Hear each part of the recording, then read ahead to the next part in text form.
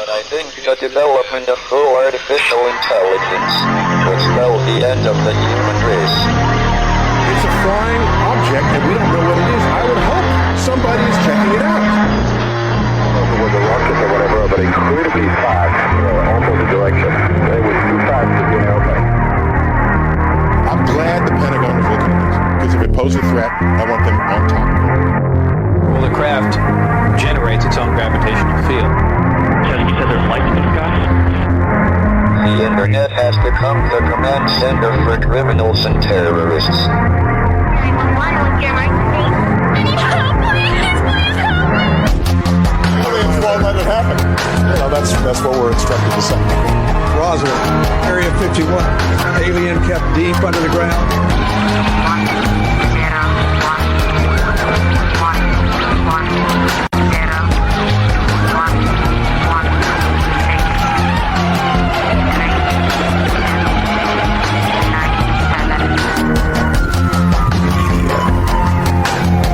Doesn't have your best interest in mind. The government is self-serving. You're here for a reason. You're listening to Troubled Minds Radio.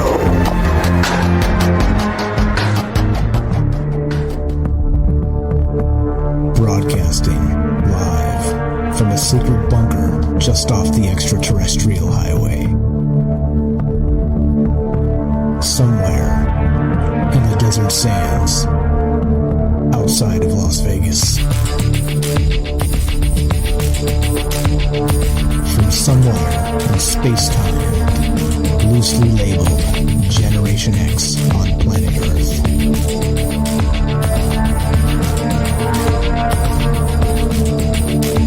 And asking questions of you in earnest into the digital darkness. Good evening and welcome to Troubled Minds Radio. I'm your host, Michael Strange.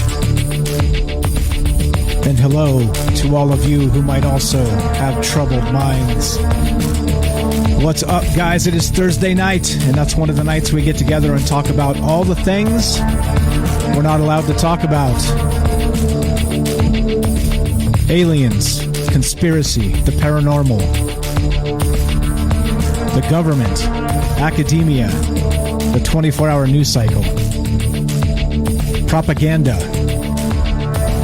and that odd feeling that we live in some version of the Upside Down. We are streaming live on YouTube, Facebook, and DLive. We are broadcasting live on the Fringe FM. If you guys want to be part of the show tonight, as always, we're taking your phone calls as part of the transparency process, as part of the conversation that goes two ways, and that's really been the goal of this show since the very beginning is let's get together and let's talk about the things that people typically don't talk about. And, you know, there's me here on the microphone. My name's Mike, and, I'll be your guide through string theory tonight and the Mandela Effect, of course. We'll get to some of that as we go. But if you want to be part of the show, the whole transparency bit, this is a thing that I firmly believe, all right, is if you listen to the media today, they're going to tell you that if you have different politics from somebody, you should hate them. You should, you should kind of just really write them out of your life because they are, they're unpalatable. They're unsavory.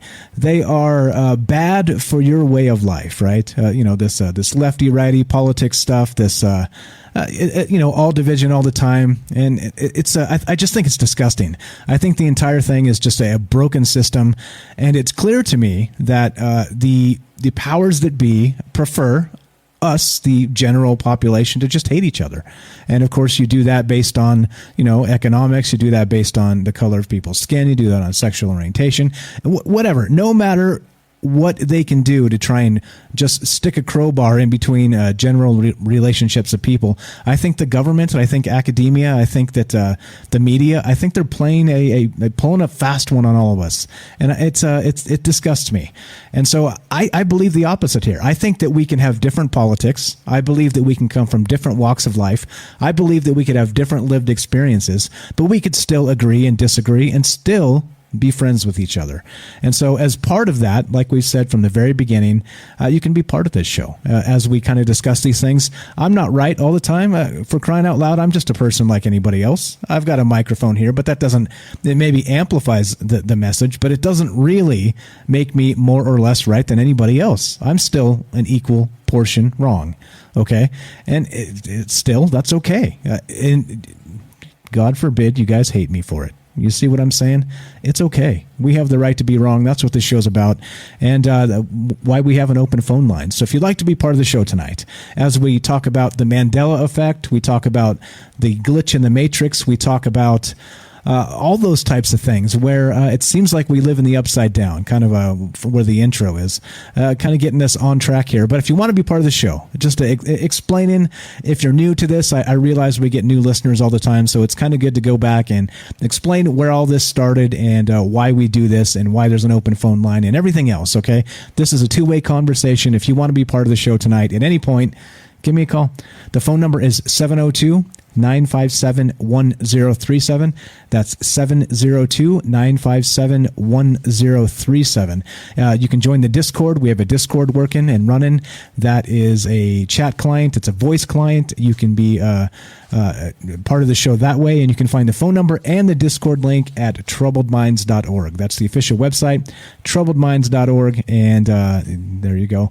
There you go. I'm getting some people saying that we have some issues on YouTube, that we're not streaming.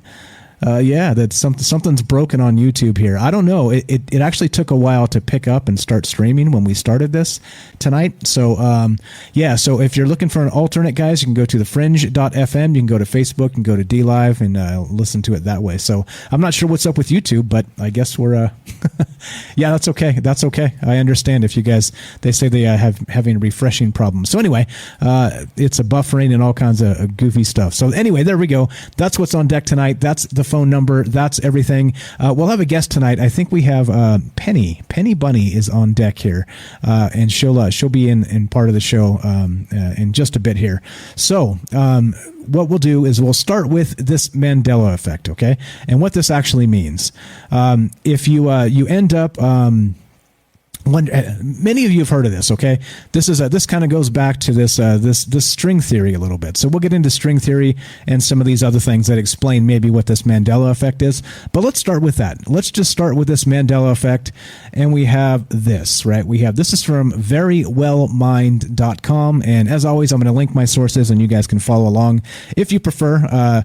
I'd like you to double check my sources and all the rest of that, so you can find where I got this information from and where this where kind of what spawned the conversation. So here we go, dropping all this in the chat links, and here we go. So the Mandela Effect refers to a situation in which a large mass of people believes that an event occurred when it did not. Looking at the origin of the Mandela Effect, some famous examples, as well as some potential explanations for this strange confluence of perceptions, can help to shed light on this unique phenomenon. And this is again from a website named Very Well Mind, and it's talking about this actual Mandela Effect. And it actually spawns from Nelson Mandela, okay? And here's the actual website. There's an individual that started this. We're going to go to this website. I'm linking it here in all the chat as well. And this is called MandelaEffect.com. And the original person that started this was named, still named, not was, is Fiona Broome, Broome. And this website was launched in 2009, all right? And a year before the Mandela Effect became a popular and sometimes controversial concept. And this is straight from her website. Over 10 years later, traffic overwhelmed the site, and most of the original content is now in books, which he's got books, and you can read them free on Kindle. Just follow the links I'm dropping. You can find all of the books that she's written and kind of put things together on the Mandela Effect. But it kind of started with this situation of Nelson Mandela, okay, where people actually believed he died back in prison in the 1980s, okay? And it wasn't just an actual, one person kind of misremembering history.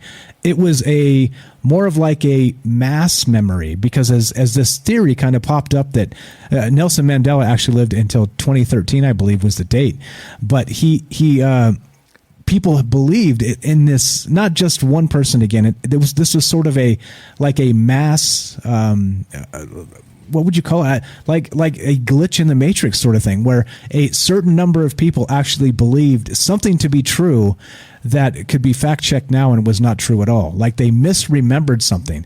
But again, if it's just one person misremembering something, that's just a foggy memory, or you didn't know your history or whatever it was, right?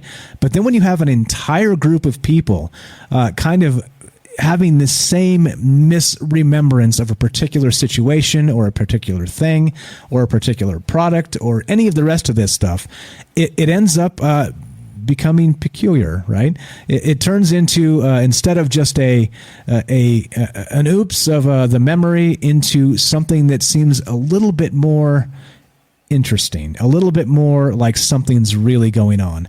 Like we've talked about in the past, they've actually said that a mass hallucination, right, it can be responsible for a UFO, right, which kind of came from Project Blue Book. We talk about UFOs all the time on this show, but kind of the mass hallucination effect, where they try and describe it away as people misremembering together, right? Which seems I don't know, like call me call me skeptical, I guess. But that seems silly to me, that suddenly we have no reason whatsoever to actually say that these people misremembered the same thing, all in a large group, but we have these situations that happen, and here we are kind of thinking about it, talking about it, and wondering what's going on. And so of course, like what actually causes this? Why is this a thing? And we're going to get into some of that tonight, and that's what's going on. So what we're doing tonight, the question is this, right? So how do we have things that are misremembered, and not just by individuals, in groups of people, like large groups of people all misremember the same thing? And we have tons of examples. We'll talk about them as we go. But Nelson Mandela is one. People believe erroneously that he passed away in prison in the 80s, the late 80s, I believe it was the memory, okay? But Nelson Mandela, in fact, did not pass away in prison. He lived until 2013, I believe was the date. And that's a little bit strange that people are remembering history together in a group in the same incorrect fashion. You see, it becomes problematic once you start having mass memories that are different or wrong. Yeah. So I don't know what's going on, guys. Just FYI, I know you guys are out there on YouTube wondering what the heck. There's something up with YouTube right now, so I do not know. We're streaming there. I'm told it's buffering and there's a huge mess and all the rest of this stuff. But I don't know. I don't know what's happening with YouTube right now. But Fringe.fm should be working. Go there and press play. I think TalkStream Live, you can also find us there. Press play on TalkStream Live under the Fringe FM. You can also go to D Live and Facebook, and we're streaming live there. So a couple of options if you guys are stuck on YouTube and wondering what's going on. That's part of it. Part of what we're doing. Part of what we're talking about tonight. So that's it. Now here's the thing. I'll go through some of these examples, and we'll just I'll throw some out to kind of start and get our appetite wet for the what's going on for the rest of the show tonight. But that's really what's on deck, and I'd love to hear your stories. Is there anything that you have maybe misremembered, and or let's say you remember it fully and you're sure of it, but then you go look it up, and for instance, it's no longer the same thing. It's different. And we got some examples. I'll pull some of those up when we talk about it. But if anybody has any remembrances or misremembrances or any of the rest of this and the Mandela Effect, I'd love to hear from you tonight. So I'm going to read the phone number again. Troubledminds.org is the official website. You can find the phone number number and the Discord link there, and that phone number is 702-957-1037. Again, that's 702-957-1037. And there we go. So that's what we're going to get started with. Again, we'll have Penny Bunny from YouTube, the Curious Bunny YouTube channel, coming on a little bit later, and we'll have Joe going to share some of his experiences a little bit later too. But let's before we do any of that, we're going to lay the groundwork here, the framework of what this discussion is, and why people believe these things. It's just a little bit strange, and we'll get to that as we go here. All right, so let's start with just a couple examples, right? So the original example here is, of course, Nelson Mandela, right? Nelson Mandela. Now, he was, again, I said that three times. Now, there's a few, right? There's a few here. Anybody ever heard of the Berenstain Bears? The Berenstain Bears, right? It's an old cartoon or storybooks that they used to actually have, right? I guess it's still, it's been forgive me, but it's been a long time since I've actually read anything from the Berenstain Bears. But apparently there's a spelling. Right? There's a spelling of the Berenstain Bears, that it's incorrect. Okay, so here's the thing, right? Today, everywhere you look, you see the Berenstain Bears, Berenstain, the Berenstain Bears, and that's spelt that way. AIN. Many people, however, are insistent that it was originally spelt Berenstain, STEIN. So we have another mass memory discrepancy effect to consider. And I think this is one of the ones that actually gets me. And I'm not positive, but if again, Berenstain Bears is it's like a storybook. I used to have these books when I was a kid. Many of us did. And how was it spelled? And if you close your eyes and you think about it, to me it was spelled STEIN, all right, the Berenstain Bears. And we even said it that way. But if you go and you look it up today and you see what this actually is, it's not at all. It's the Berenstain Bears, STAIN. And I linked that as well if you guys want to check it out. But it's just little weird discrepancies like this where we remember one thing one way, right? Even if it's a little thing like this, like a misspelling. Like these bears, actually, they exist. It's not like they kind of were conjured from another dimension or something. But it's still true. They're still making these things as far as I'm aware. But it's spelled Berenstain Bears, STAIN, which doesn't ring true to my memory at all. Because if it was always spelled that way, why would we call them the Berenstain Bears instead of the Berenstain Bears, you see? And so this is the type of thing that's called not just the Mandela Effect, but what they're calling in this article here, which is fantastic. Again, this is from a website called alternatememories.com, and they have hundreds and hundreds of examples of maybe these memories, memories that are misremembered in Mass Effect, and they call this mass memory discrepancy effect. And a little bit weird, right? Like, what can cause this? Do you guys think this stuff is real? Is this just kind of one of those woo-woo type situations where people are, kind of making things up to talk about, right? Or are these actual things where we have a misremembrance somehow, where we're so sure that it was one way, and now you go double check it, you go fact check yourself, and it's another way entirely. What's up? Matt in the chat actually says I still have my old Berenstain Bear books, and you spell it STEIN. Now, Matt, let me ask you, can you pull those out and actually look at them and see that it's spelled differently? And have they actually changed the spelling on us, and that's why we have this mass misremembrance of something so simple as a spelling? Or is it a little more different than that? I think that's really the question here. Matt, if you got a photograph, I'd love to see it. But that's the thing, right? It's a case of a mass misremembrance of something. And in this case, like I said, it's just as simple as a misspelling, right? But there's more.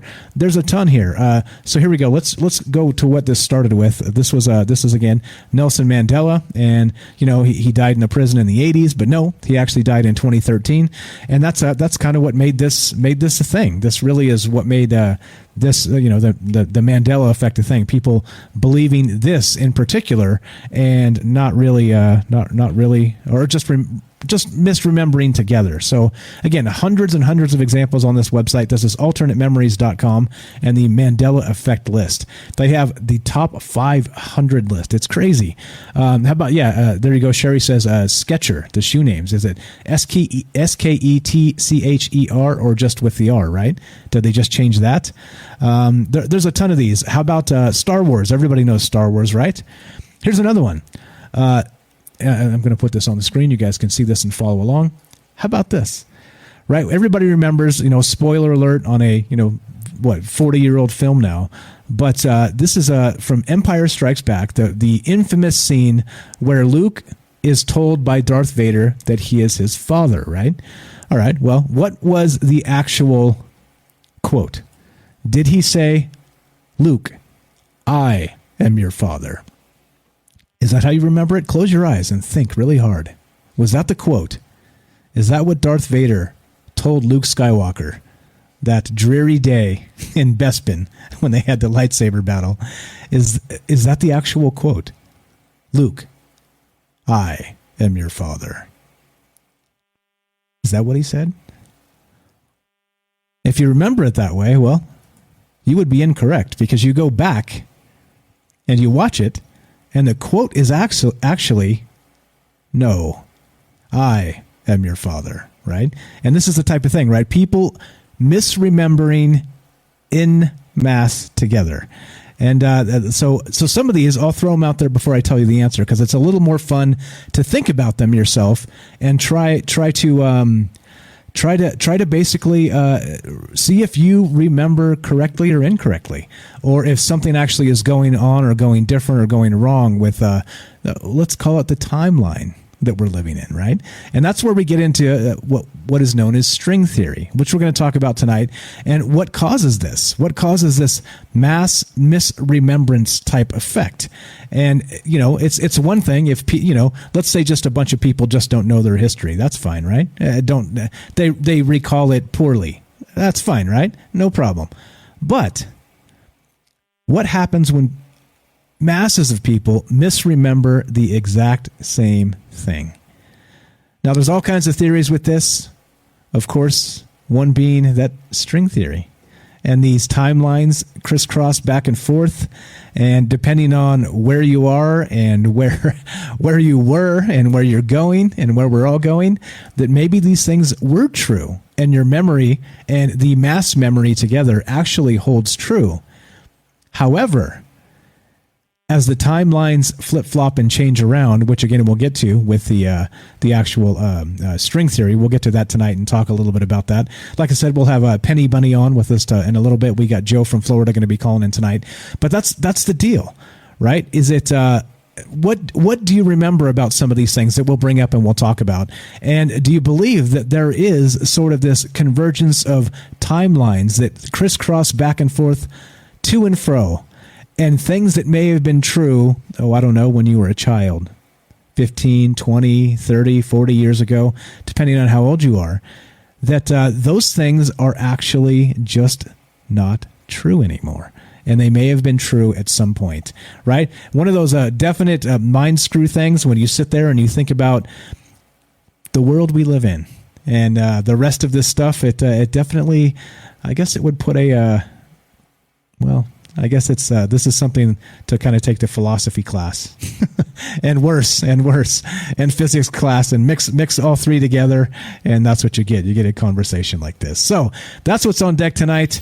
We've got Penny Bunny on the way. She'll be on the show shortly. We've got Joe from Florida going to call us and tell us about his experiences with this sort of glitch in the matrix effect, with this misremembrance, mass misremembrance actually, known as the Mandela Effect. That's what we're talking about tonight. that's what's going on. Again, love to hear from you guys and hear your stories, whether you think this is true or just a bunch of, I don't know. We're just yanking our own chains at some point, right? I'm open to all those possibilities. If you want to be part of the show, love to hear from you. 702-957-1037. That's 702-957-1037. This is Troubled Minds. I'm Mike. Don't go anywhere. We'll be back right after the break.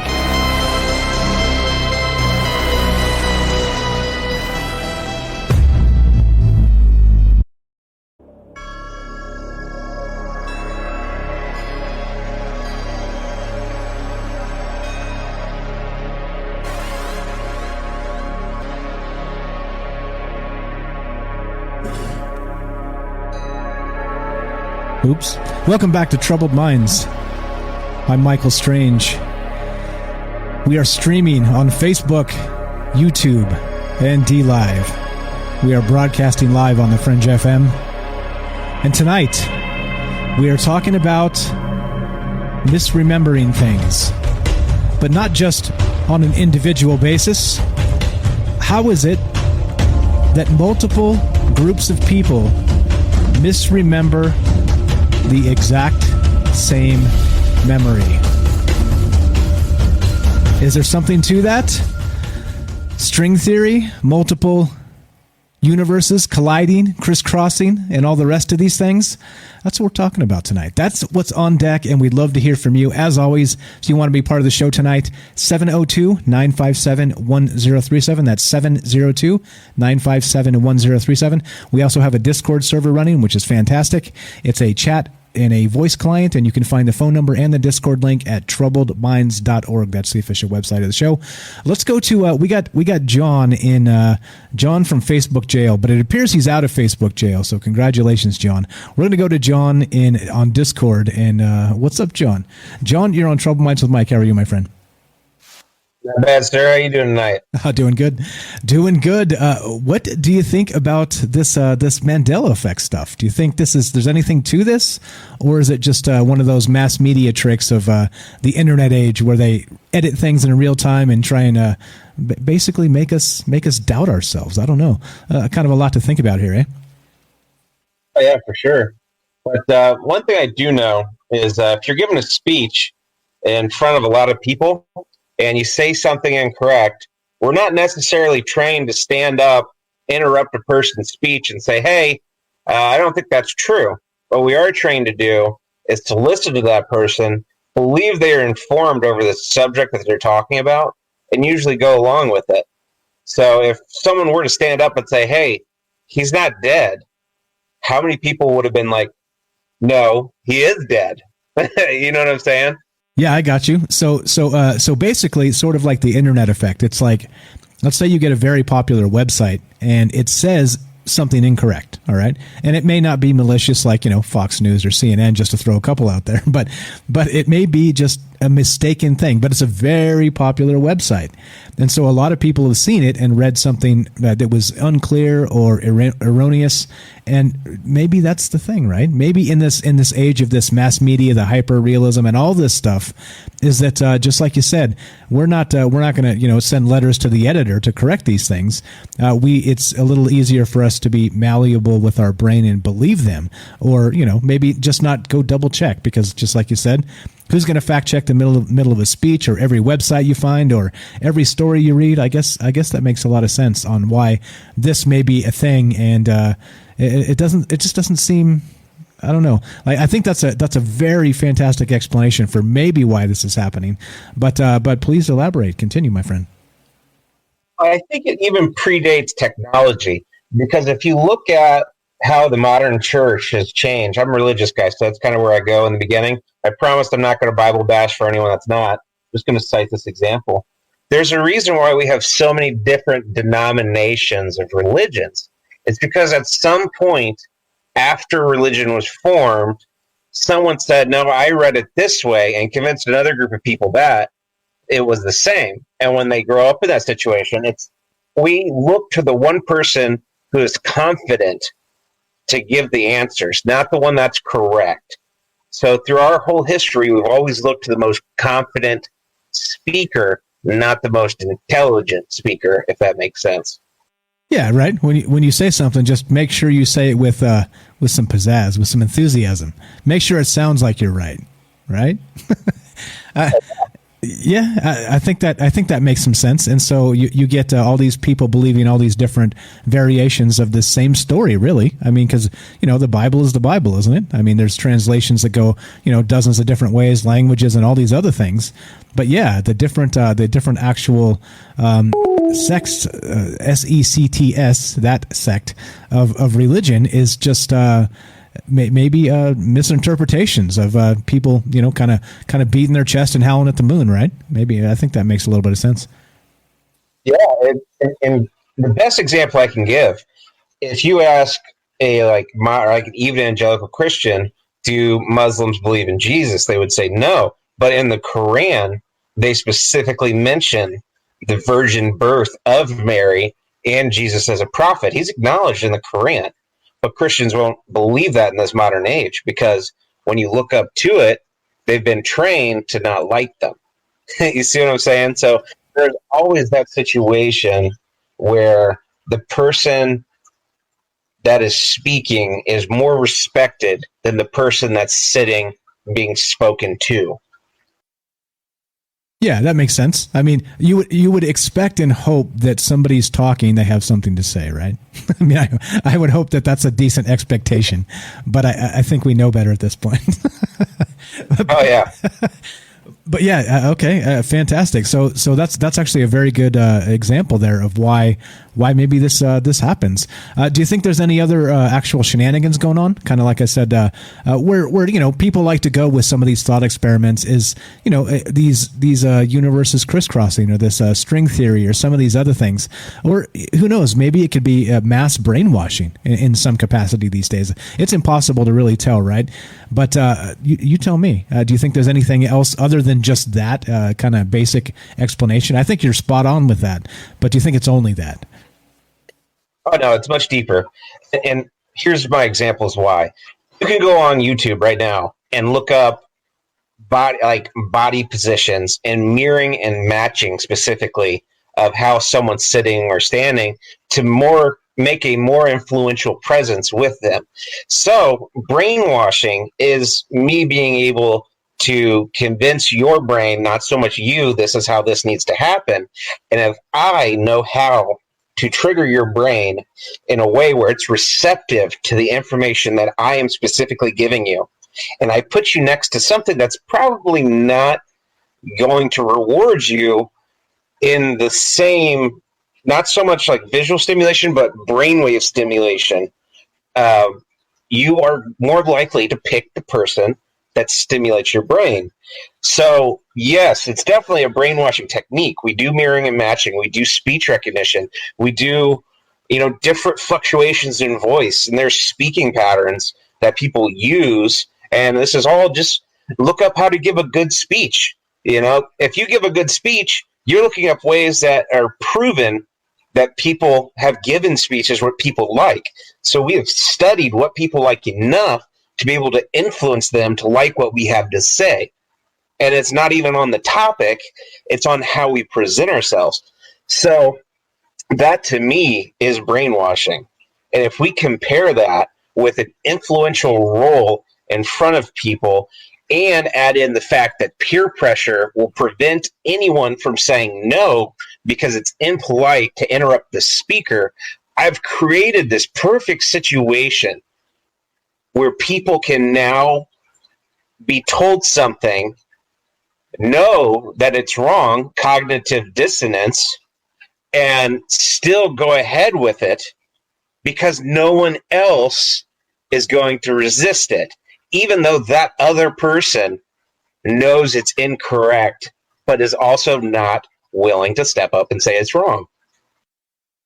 So you're actually saying that this could be a nefarious psychological trick. And 100%. And the people that are kind of perpetrating these things they know they're doing this. Like, you could probably point to any cult in the world. I'm not going to pick one because, well, I don't want to get sued. But you know what I'm saying, right? You could basically kind of go to, they call it the cult of personality, right? That sort of thing, where it's not really about the factuality of the situation. It's more about kind of training the population, bending their will and their perceptions. Yeah, that makes sense, man. That makes a ton of sense. So I think right there is just one of the more basic ways. I think this is part of what this show's about anyway. So you're spot on and in the right place. So we're talking about like a mass brainwash situation, and it's coming from all angles. It's not even coming from a particular source, that we can point to. We could say, the technocrats or Amazon or Google or whatever it happens to be, Twitter, but. Sure, it's coming from those places, but it's also coming from smaller sources, right? All over the place. It's like this constant battle of brainwash between the big guys, the little guys, and everybody in between. And I think that's what you're getting at. And if that's the case, I think we have more reason to be terrified. Sure. Well, we saw last year. What's the quickest way to get information into someone's head? Repetition. It's always repetition. The more I can repeat something and instill that, make that visually stimulating, and just have it replay, I'm going to get that message in your head. It may take longer than if you do it with your hands, but the repetition will gain entry because we're creatures of habits. So it was great when you could like Biden, you could hate Biden. I don't really care because we're kind of hosed anyways. But he said, and I'll put a link of his description down here on a news source. Well, you see, he just kept repeating stuff over and over, and that's how these right wingers. Sorry, I can't talk. Anyways, these right wingers were able to be brainwashed so easily, and I was like, okay, so he just admitted that the government repeats things on repetition just to get messages into people's head. It blew my mind. And he's doing the exact same thing. I think that's the best part, right? That's the best part about all this is the people that are responsible for this mostly they duck and dodge. They won't take responsibility for any of this. And again, that's part of what Troubled Minds is about, right? We look at the media, we look at all those things, man. Definitely good stuff. We got to keep on trucking here. Anything else while we got you on the phone? Yeah, just remember, the more focus they put on one subject, the more that's how much they want you to focus on that subject instead of what's really going on. And that is a fact. And I think right now, I haven't turned on CNN or Fox in a couple days, but I'm pretty sure if you turn on Fox right now, they're talking about the border crisis. If you turn on CNN, they're still talking about January 6th. I'll bet you those things are probably still true because they don't know how to drop a damn narrative, right? They just can't. Brainwashing, repetition, brainwashing, repetition. Sick. It's a sick world we live in, my man.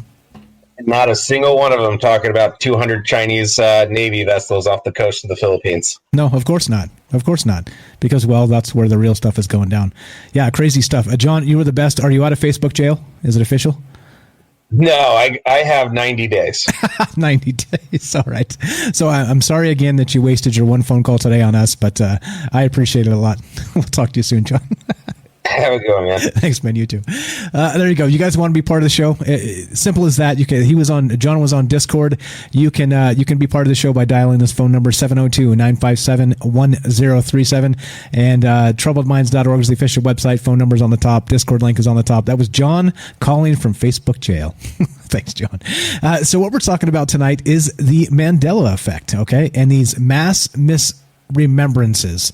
And it's one thing if you misremember, but then in groups of people, kind of like John said, we're fighting this massive wave of brainwash, right?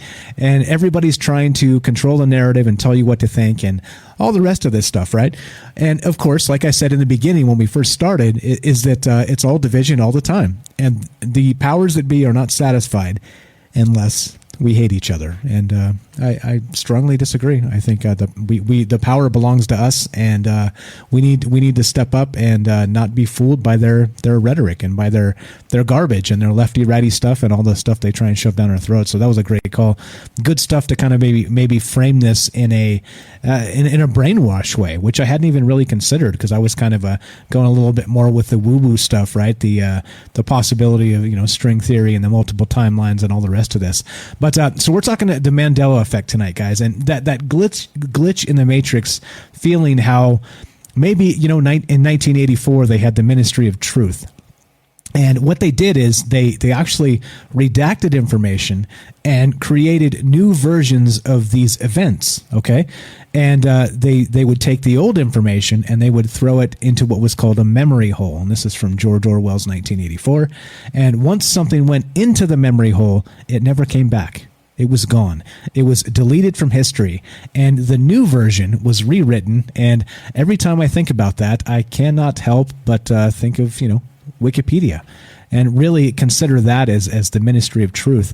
And maybe the people meddling with historical references and the way you frame things, that's a good way to put this. I think that's a good way to really kind of frame the Mandela effect, is that we live in the propaganda brainwash world, and people are so eager to seize the narrative and spin things a particular way that, as John said there, we have nefarious characters kind of trying to take away our free thought from us, and I'm not good with that. I'm not okay with that, and I encourage you to think for yourself, question authority, and do all those things. I'd love to hear from you guys tonight. If you have a glitch in the Matrix moment, if you have any idea of what we're talking about with this Mandela effect, where like the Berenstain Bears, okay? The name of that, when I was young, I remember it as Berenstain, Berenstein, right? With an EIN, Berenstain Bears, right? It's not. It's the Berenstain Bears, if you look it up now. Did they change the name on us? Is it something, again, nefarious? Is it just a rebranding? These are the types of things that are going on. History being changed in real time around us, and how much is literally this nefarious brainwash, and how much is maybe something else.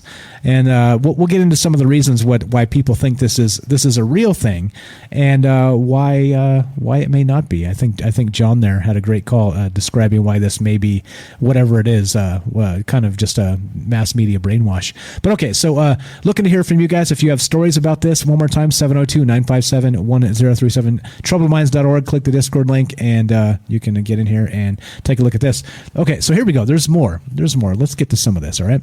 So now the origin of the term the Mandela Effect began in 2009, like we said, by Fiona Broom. She published this website detailing her observance of the phenomenon, right? She was at a conference talking with other people about how she remembered the tragedy of former South African President Nelson Mandela's death in the South African prison in the 1980s. And there you go, right? She was at a conference talking with other people. And kind of what John was saying there, that maybe there's a, kind of like spreading information around. The whispers become the shouts, and then the shouts become the booms. And then we start believing things that are not true. But anyway, so she remembered that, Mandela died in 1980s in a prison, but he actually passed away in 2013. So as she began to talk to other people about her memories, she learned she was not alone.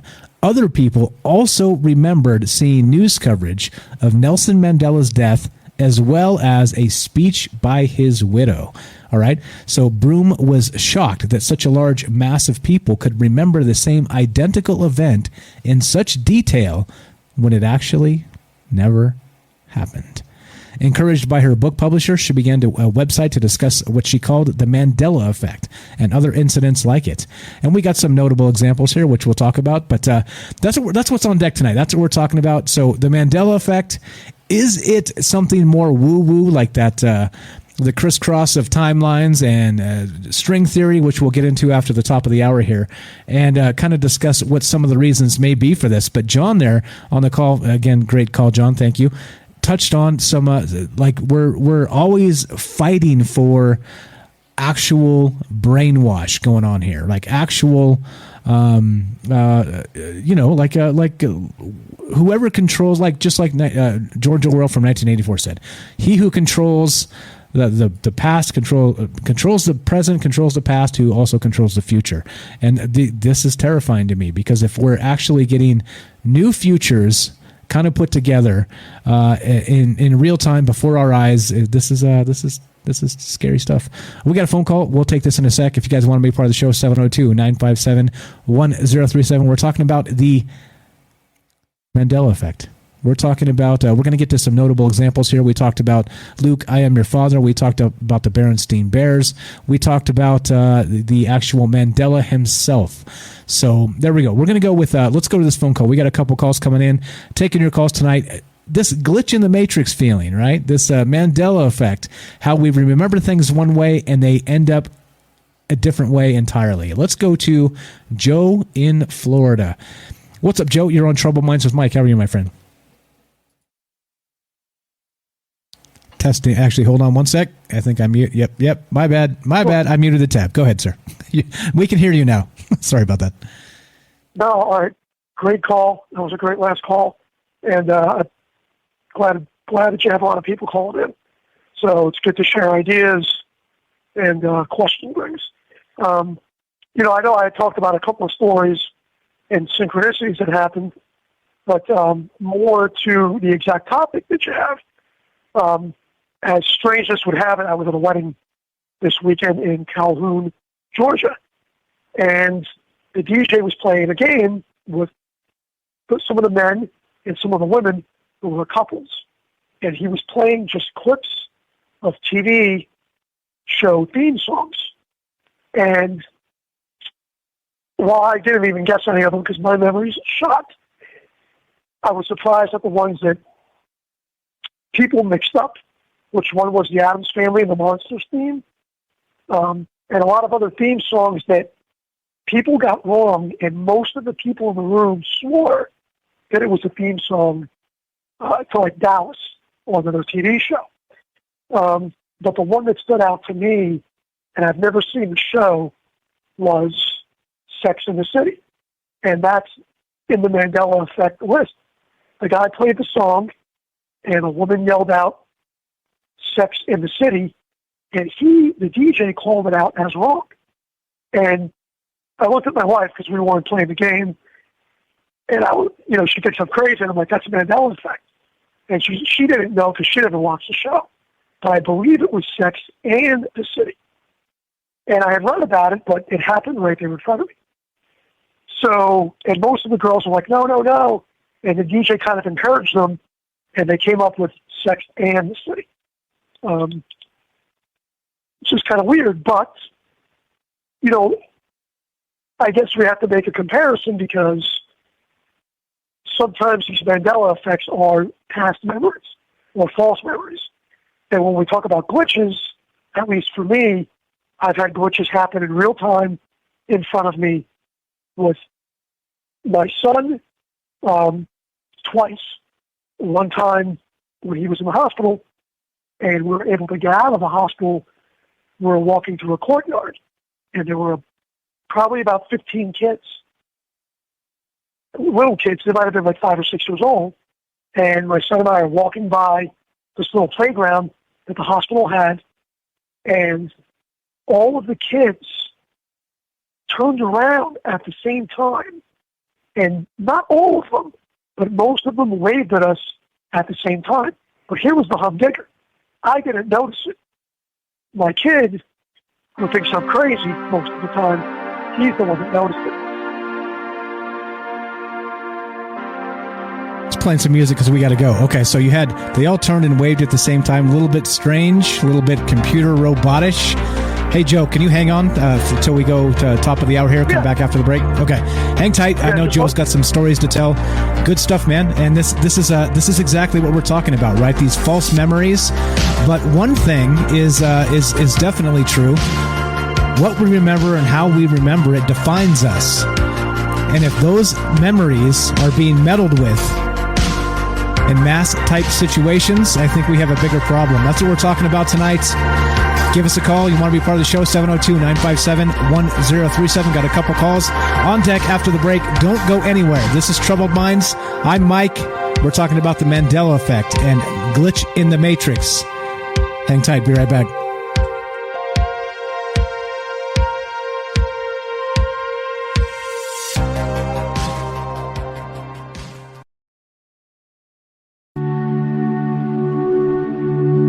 I wish none of this had happened. So do all who live to see such times, but that is not for them to decide. All we have to decide is what to do with the time that is given to us. There are other forces at work in this world, Frodo, besides the will of evil. Bilbo was meant to find the ring, in which case you also were meant to have it. And that is an encouraging thought.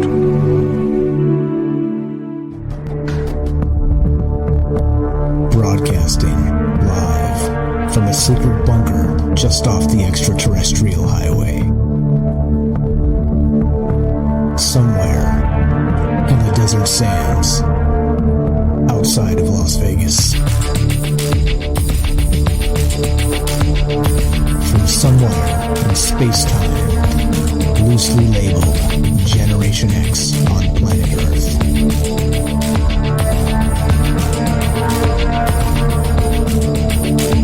And asking questions of you in earnest into the digital darkness. Good evening and welcome to Troubled Minds Radio. I'm your host, Michael Strange. And hello to all of you who might also have troubled minds.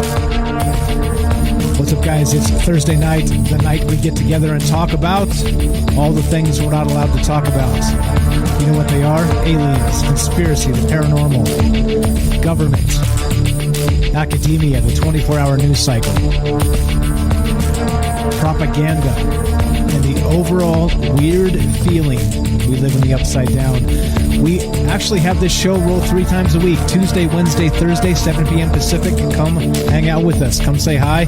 Come do all the things. There's a lot going on in the world that just doesn't seem right, and that's what we're here talking about. If you want to be part of the show tonight, we are live. We are streaming on Facebook, YouTube, and DLive. We are broadcasting live on the Fringe FM, and we're talking about the Mandela Effect tonight.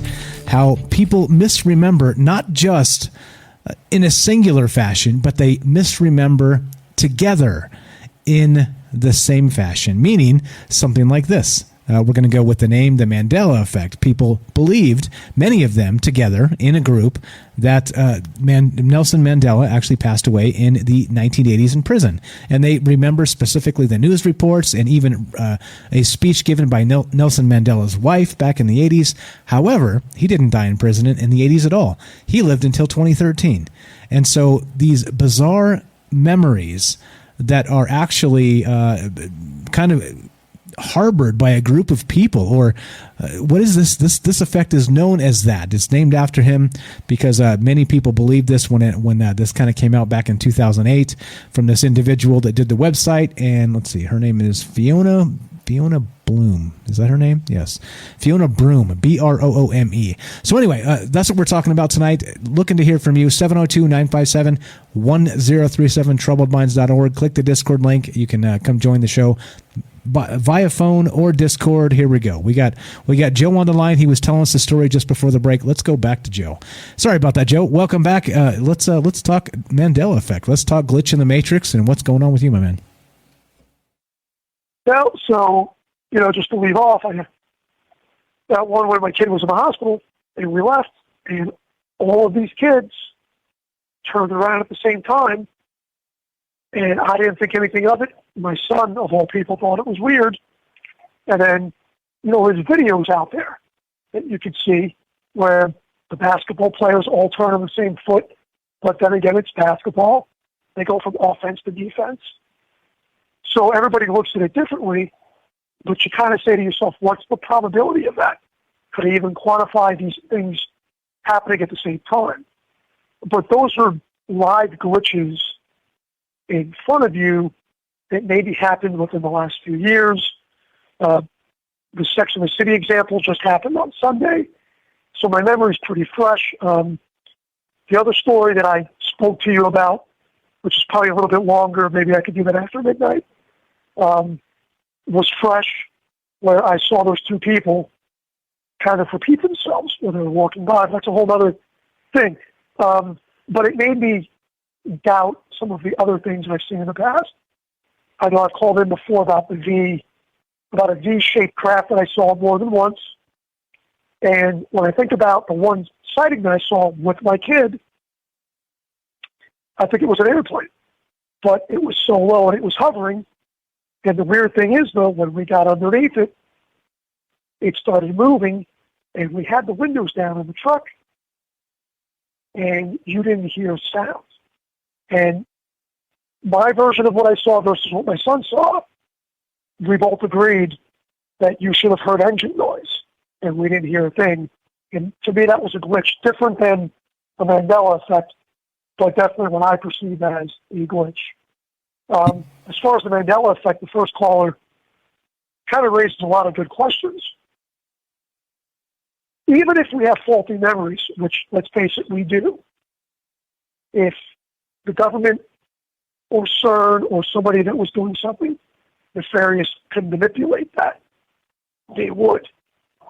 And just like the last caller said, we don't want to take sides, but maybe we want to use examples. And sometimes you might say something three times, and it becomes the truth. Whose version of truth? How does it manipulate the masses? How can it be used? When you say string theory, maybe there's proof that something's, another dimension, another reality is bumping up against ours. It's fascinating to think about. It's fascinating to think that maybe CERN is doing that. But it questions what are memories. What's real. I know that maybe some people in chat can, confirm this, but I play hockey. There might have been times when I wasn't able to play because of an injury, and I lose track of time. But I know when I go back to skate, it's the same guys. But there's a group of people that are there that know me, but I don't even remember their names or know them. But it's like they've always known me. I have a friend like that, at a club that I go to. I've always known her, but I don't remember when I've met her. But it's like they've always been there. And it's a pleasant feeling. Deja vu, Mandela Effect, I don't know. It's a pleasant feeling, but it's probably my bad memory. Right, exactly. So like all this stuff, right? It's it makes us question our reality, and I think that's probably like the most basic, fundamental thing of what humanity is, right? Like we're supposed to have this base form of reality, and it's just not. Look, it spawns conversations like this. Like, this is deep philosophy. Like, do we live in a simulation, Is this like string theory type thing happening, or is there a multiverse and these timelines are crisscrossing? Or, like you said, do we all just have terrible memories, right? But either way, trying to build an actual... I think it's a little... Go ahead. Yeah, I think it's a little bit of both. I mean, like I said, you have bad memories, but then there's things that you see in front of you, like, I swear to God, that car was green, but it's red. There's things that happen in real time that there's videos for. Granted, some of them can be explained. But I know there was that video of that bird that was, like, floating in the sky in Brazil or somewhere. There's those things that I don't think I have a great explanation for, that, again, happen in real time versus things that we've seen in the past. Yeah, so the people that don't know back to what you're describing real quick, the people that don't know, there's actually a photograph out there. I didn't have it pulled up, but I did run across it, kind of looking through the Mandela Effect stuff tonight. It's a bird that's perched, like it's sitting on a branch, but it's not on a branch at all. It's just kind of sitting up there in the sky, and there's a photograph taken of it. Just to give that context. Sorry, go ahead, man. No, but there's a video of that, and kind of what makes me worried about that video is that there's other people looking at it and acting. However, then we see hoaxes of people claiming a glitch. There's a video in the United States, I forget where it is, but this person's driving their car. I think we may have played it on a previous show a year ago or so. but everybody's just standing still, like they're frozen on a video game. And there's a person driving through the crowd, and they're kind of freaking out. Maybe it was staged, we don't know. And that gets to the other thing. How much of this is staged with technology? How much of this is some form of a deep fake? You know, Fiona Broom, she was an author. So maybe it was an experiment as a gag. I always remember Nelson Mandela being alive and being in jail.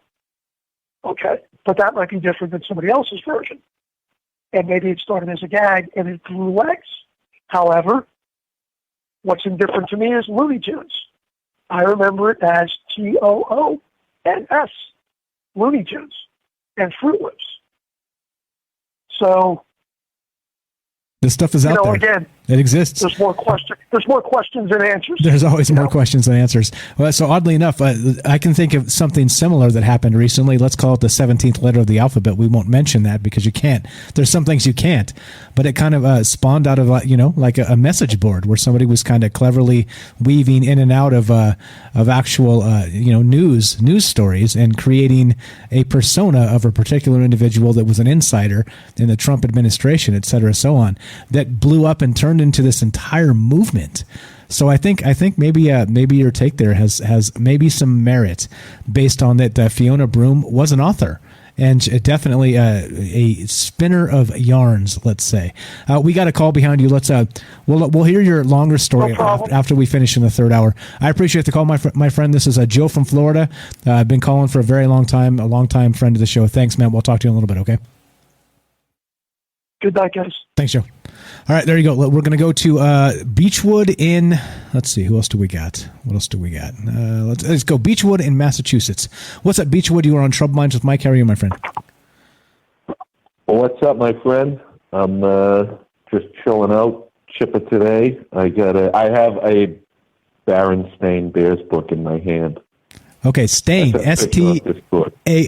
Stain? S-T-A-I-N, yep. Okay, in your hand. By Stan and Jan Berenstain. Yep, it's called Trouble at School. Okay. And about the little bear doing bad at school. It's awesome. On the chalkboard, too, they're doing a math equation, and it's 369 and 369, because people love those numbers. But the Mandela Effect is, it could be a phone, who knows? The Mandela Effect's awesome. I think that, my theory on what everything is, I'm like every theory in a blender right now. But the Mandela Effect has been acknowledged by mainstream media. And I know that brainwashing and conditioning is real. However, some of them, they're broken up into different groups to me. There's so many of them. Some of them you really have a 50-50 chance. Like Looney Tunes, Fruit Loops, the Kit Kat bar, does it have a hyphen in it? Skechers shoes, is there a T in it? There's a bunch of them. But the Nelson Mandela one is slightly different because it wasn't really 50-50. There was other things associated with it. So, it could have been, 50-50, but a lot of people said that he died, and like the thing with the speech, and it's just all mixed up and like chronologically jumbled around. And that's slightly different than having a 50-50 chance, because the way our language is, we have words that mean multiple meanings, but they're the same word. A whole bunch of them, all sorts of simple ones. But as far as it being real, I think some of them are real. And a lot of times, I'm fond of the Matrix theory and the shadow world. There's the past, the present, and the future. Some people say it all exists simultaneously. But I see my shadows on the wall. It copies everything I do. I really think that there's a world right next to us where we're still there, maybe not in mass, physical mass, but I think it's there. And what causes the glitches is, I don't really know. I have a few theories. It could be when people travel through. It could be we're in a simulation. It could be God created aliens. Aliens created a matrix. We're living in it. You know, there's a lot of theories, but if you look into the Mandela Effect, you can actually document some of it. It's like hard proof. And I think some of it's a little bit of a psychological trick where you have, you know, the 50-50 shot. But the way the memory works is it's incredible. And, you know, humans can get this thing called disconnective amnesia. We can get depersonalization. We can be conditioned and convinced and brainwashed, as we are now, by the mass media. But, you know, some of them are just different. They stand out to me more than others. And there's not a real explanation for it. Still looking for it. Right, exactly. Which again is the nature of our reality, right? And people have been searching for this forever. This is, you know, a thousands and thousands of years old type of question. And do we live in that matrix? Is there a glitch in that matrix that happens? You know, Matt here in chat said so. Hold on, this is a great comment. I got to read this.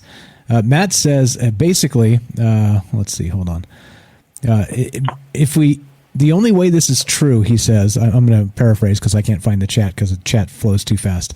But he said that if this is true, the only way it's true is if we live in some sort of simulation like the Matrix, and these are glitches of some sort. Now I've got a good example we'll talk about as we go tonight, like which surprised the heck out of me when I was looking into some of these things. An individual by the name of Nick Hinton on Twitter shared an article that we'll get to probably after the bottom of the hour here. I'll tease it just a little bit because, well, yeah, you know that's what you're supposed to do. Hang tight. There's really, really good stuff coming, I promise. But I mean, it surprised me. It literally surprised me, like kind of jaw drop open with glitch in the Matrix type stuff. And it's like, kind of, what do you believe? You know, do you believe these are coincidence type things, or do you believe that you know, there's a little something more at work? I guess that's, like I said, the nature of, or actually, mankind is searching for the nature of our own reality, and it's been like this for so long. And it's odd to me and interesting how the conversations kind of change. You know, like in the old days, you know, you got the old philosophers really talking about the cave, right? The actual story of the cave and the shadows on the wall, and is that your reality? Or, you know, and you don't even understand that the reality you see is not the reality that's actually happening. And that was one way to discuss it, right? Was that Aristotle's allegory of the cave, I believe, right? Was it Plato? I don't remember. They're all smart dudes, right? What the guy say from Princess Bride? Yeah. Morons, all of them. I'm not sure, but that story about the cave, though, is that the one where the guys live in the cave and they live there their whole life and they're almost happier in the cave than when they get let go? Well, they see shadows on the wall in this cave. The allegory of the cave. They see shadows on the wall, and they believe that the shadows are their reality. And in fact, that's not true at all. If they actually leave the cave, they'll notice that the shadows on the wall are being cast from outside the cave, from actual individuals, entities, right, that are not the shadows on the wall. So it's definitely like kind of one of those mind screw type situations where it is questioning the nature of our reality and putting us in that situation where we kind of don't know. And you have to step out of the cave, and whether you want to that allegory being the Matrix, or maybe into the next dimension, or whatever it is, right? Maybe the next level of our own consciousness, to be able to realize those shadows are not true at all. And so you have a conversation like that happening thousands of years ago, but now we're talking about being actually in a computer server. That's the Matrix. It's unreal, right? It's literally the same conversation, but it's just framed in the context of two extremely different things. And it's good stuff. It's unbelievable. That's why we do this show. It's tickles my brain. Let's say that. I think that's for sure. So if you had to chalk this whole thing up, actually, but first, before I ask you that question, you've got the Berenstain Bear book in your hand. Do you recall it ever being Berenstein or Berenstein? Or do you always remember Berenstain, S-T-A-I-N? I called them the Bear books, man. Growing up, I called them the Bear books, but I remembered it being called Berenstain. I do. I got it wrong. Like, if you asked me, it doesn't, not anymore, because, I've done research on the Mandela Effect, and I have a bunch of old books in my house, because I have some bookcases, but it sticks now. I don't forget anymore. But when I first tested myself when someone said it, I went and looked. And then, yeah, I got it wrong. I got the Fruit Loops and the Looney Tune one thing wrong, too. I remember them different. Yeah, the Fruit Loops is my worst enemy. I don't know if it's spelled F-R-O-O-T or F-I-U-T. I think I actually ate them. I was going to say, even as a kid, I don't. Infinity Stone. I don't think I even actually ever ate Fruit Loops that I can remember, but I saw the commercials. But anyway, all right. So if you got to pin it down, this Mandela Effect to one thing, what would it be? That was going to be my actual question before the Berenstain.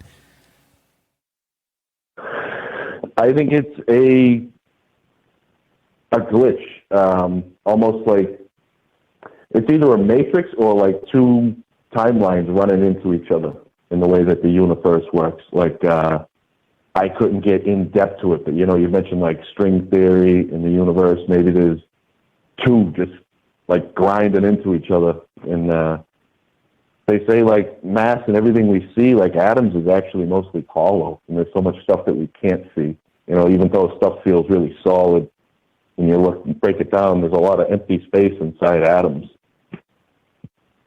So I don't know. I'm really,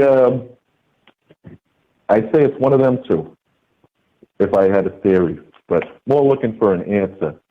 But the question is there, and it's not like it's just been acknowledged by so many people. And like even the Star Wars, the actor that did the voice, his name slipped my mind, but the actor that did the voice for Darth Vader, he even got it wrong. He even, in an interview, said, "Luke, I am your father." And, they were talking about that, how so many people remember it that way. Yeah, so same thing with We Are the Champions. Interesting. Maybe that's it, right? What he says at the end. Maybe that's the trick, is that people saw an interview that kind of reframed their memory, and it ended up being wrong.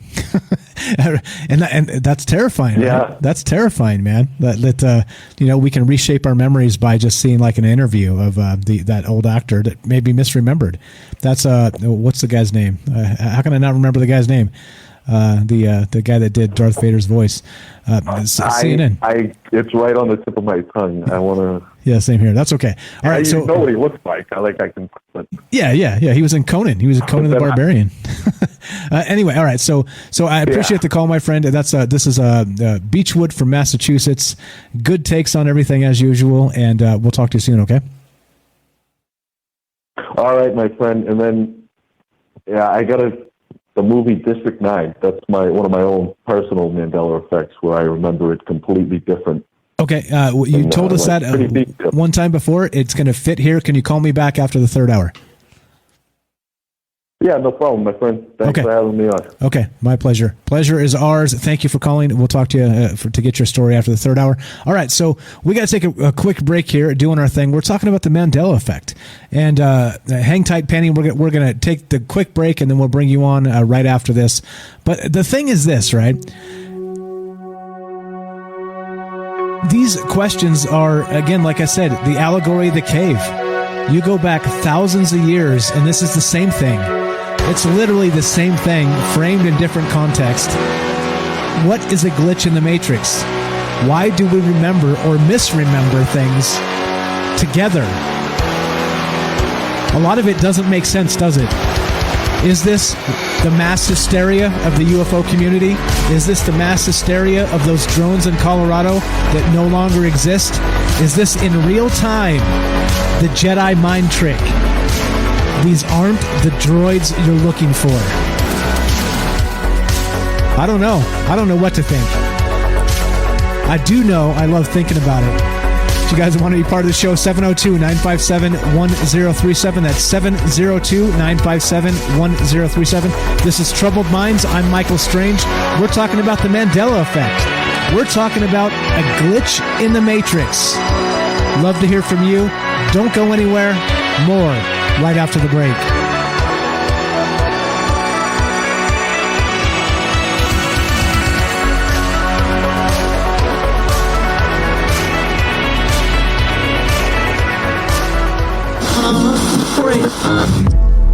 The truth is out there, and so are we.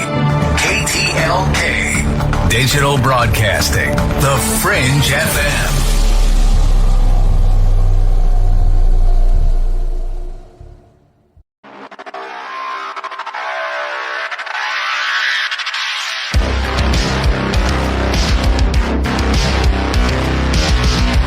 Welcome back to Troubled Minds.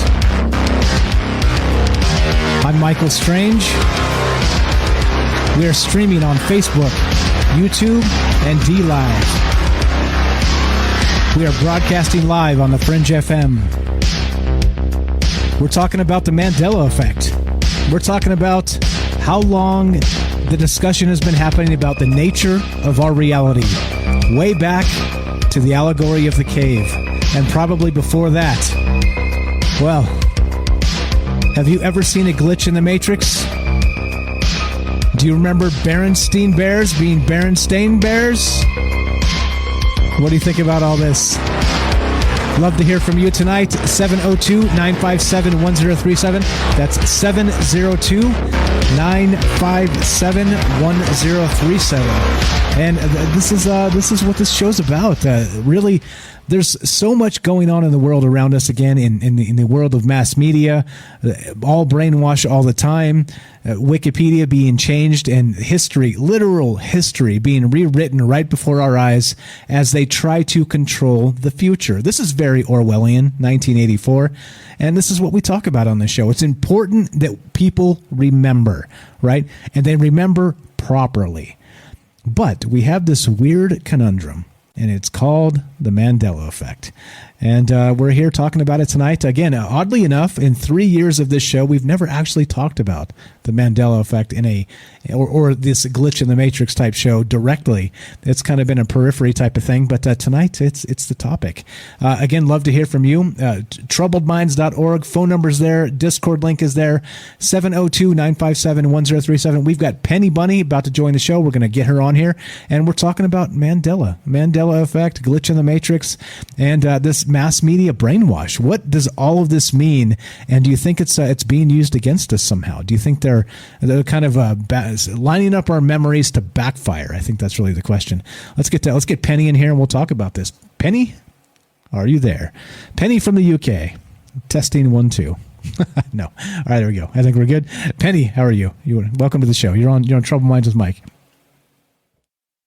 Hello, can you hear me okay? Am I getting an echo? Perfectly. I don't think we got an echo. We are good to go. We have to check this because Penny's from the other side of the pond, if you know what I'm saying, the United Kingdom. And just to clarify, Penny Bunny has a YouTube called Penny Bunny and Curious Bunny, her YouTube channels. And it's a couple reasons, right? Number one, she actually has a bunny rescue, like actual rabbits. So she takes care of rabbits that need homes and nurses them back to health and these types of things. So just to clarify, it's not kind of a super cute thing. It's just an actual thing. And then the second part is she has another YouTube channel called The Curious Bunny, and it's sort of the down the rabbit hole type of situation, right? So we got some synchronicity happening with all that. So just want to clarify for the folks that don't know you. Welcome to the show. How are you tonight? Thanks, Mike. Hello. Not too bad, thank you. Are you? Doing good. Talking about this weird stuff. What do you think about the Mandela Effect? Well, as you know, I've got my own theory about CERN being involved in it. I think the fact that Nelson Mandela, is it 2013 he died? They did a lot of CERN stuff in 2012. The world was supposed to have ended in 2012.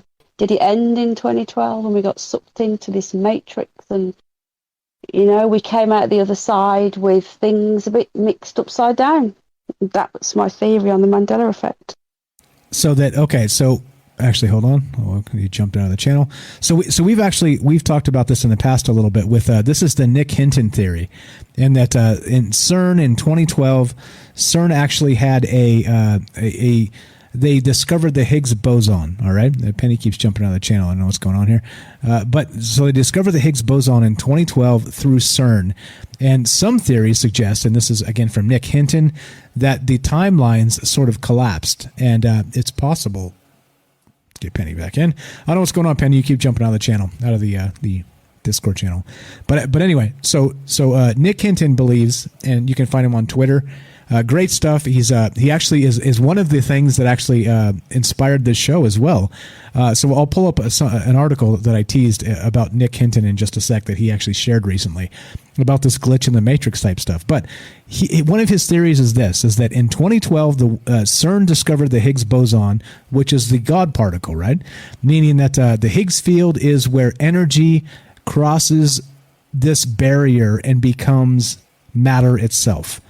And when CERN discovered in 2012 the Higgs boson, the world ended. Or at least it spun us off into a different timeline by connecting with this God particle, as it was called back then. If anybody remembers, and the funny thing is, we did do a show on this quite a ways back, but they announced the discovery of the Higgs boson on July 4th, 2012, right? Some talk about synchronicity. That's for the international types that listen to the show. I know we have people listening all over the world. July 4th is Independence Day in the United States, which some would call New Babylon or New Rome, or right. And what is the 4th of July known for? Fireworks. I don't know. Interesting stuff. But so CERN did its thing. We spun off into another timeline, and that's when things went nutty, right? Is that what you're saying, Penny? Yeah, can you hear me okay? Yep, you're back and everything's good. That was bizarre. I just kept on losing connection. Don't know why. Very strange. Yeah, so this is what I was thinking, The Mandela Effect started around after Nelson Mandela died in 2013. So is it a coincidence that we had lots of CERN activity around 2012, and also we're supposed to have, the world was supposed to have ended on the 21st of December 2012? So, and we can't deny, like I've said before to you, Mike, that the world has gone a little bit upside down since then. And it seems to be getting more upside down. It seems like it's and I think the weird thing is that probably most people would agree with that statement. even the most even the normies. Yeah, exactly. Even the most staunch normie would be like, well, yeah, things have really gone sideways, haven't they? Yeah. And so here we are living in this and trying to figure it out. But okay, so CERN, the Higgs boson discovery, announced July 4th, 2012, and then this happens. Actually, Nelson Mandela actually passes away in 2013, and then this thing becomes a thing. So interesting. How much timeline change do we get, and what does it leave us? This is pretty weird stuff. Do you? It is. Go ahead. Actually. Sorry, no, I was just going to say it is weird. I've been looking into There's a couple of other, if you keep digging for the Mandela Effect, you actually keep finding them. Like, I remember the Harry and the Hendersons movie. It was originally called Bigfoot and the Hendersons, and then they changed it to Harry and the Hendersons, and a lot of people remember it as Bigfoot and the Hendersons. That's another one. Yeah, so that's one that doesn't actually ring true to me. And I was going to ask you actually, because now we live on different sides of the Atlantic Ocean, of course. Yeah. So did you guys have the Berenstain Bears there? The Berenstain Bears or Stain Bears, or is that not a thing for you guys? No, not that I know of. Maybe other UK folk, but if when I'm asking chat, there's quite a few of my friends that have come over and chat from the UK. Maybe they'll know, but I've not heard of that. But I know there is quite a few others, isn't there? Yeah, there's plenty, and it makes me wonder too. So the first caller, John, tonight, kind of equated it to like a mass misremembrance by listening to maybe demagogic type folks that are giving speeches, and maybe get facts incorrect, and these speeches get amplified, and then so we remember poorly by not really ever kind of going back and checking, and we take somebody's word for it. So that could be one way. But then in this same sense, I wonder, being that we live in different cultures, different, again, you're in the UK, I'm in the United States. I wonder, your Harry and the Henderson example, for example, I don't recall that being a different name. It's always been the same name. So I wonder if like this international type of, moving a movie over from the United States to the UK, maybe they give it a different name, and then maybe those movies kind of circulate over here in small quantities. You know what I'm saying? And then some people see the movie in like a used movie house, and it changes the name in their brain. Weird stuff. I hadn't actually thought of it until you brought out Harry and Henderson. I have researched it, and apparently many websites are saying they did change it about 6 months in, from Bigfoot and the Hendersons to Harry and the Hendersons.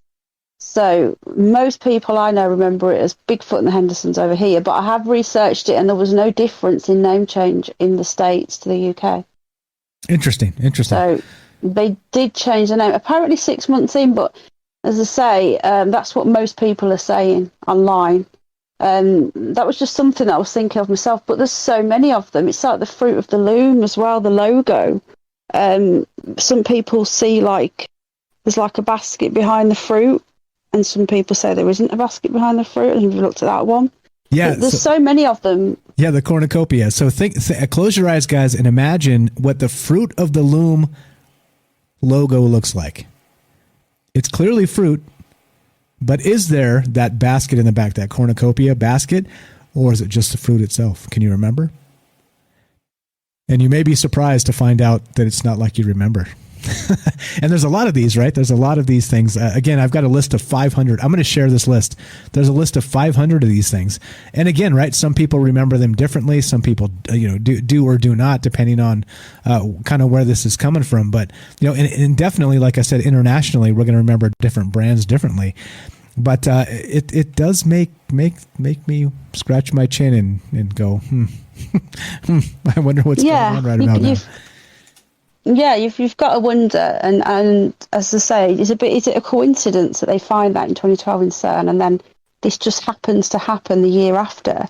And there's so much, like, we've got 2021 where the world has really turned upside down. Could that have been 2012 the other way around? Is it the Mayan calendar? Their 2012 could have read as 2021, just like your calendar over there. You put the month and then the date. Than the year, where in the UK we put the day, then the month, then the year. So that's because you guys are wrong. You guys are just wrong. to me, that makes it go low, middle, high. Yeah, no, I agree. I agree. So it seems like you should put one before the other. But I don't know. I think just given all these examples, there's definitely something at play here. And I don't know. Yeah. Maybe. So you're kind of leaning into that maybe the timeline is changed, and this a little bit of the I do believe so. Yeah, so a little bit of the that string theory is kind of coming back to roost, and that there's multiple universes, and we kind of cross and change as time progresses, right? And so just like we said tonight, is that time seems to be exist in slices in the same space, right? And so they say that in the space we're in, the beginning of time and the end of time all exist at once. And so here we are juggling all that with all this weird stuff in our brain and these mass misremembrances of these memories. It's crazy stuff. It is definitely crazy stuff. I've got a good example here. Sorry, I don't want to hog your time here because you're fantastic. No, you're fine. But I'm not. Check this out. Yes, you are. You're fantastic. I've got a. Now, this came from Nick Hinton, and this is, again, Nick Hinton is the guy who had the theory about the CERN and the timeline. But I want to point this out that kind of when I was looking into this, I ran into this, and I was a little bit shocked. Let me pull this up, and I'll show you guys. Let's see. One moment here.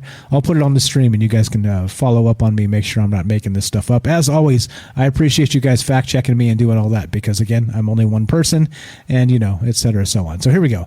Now, this is an article from, that's right, 38 years ago.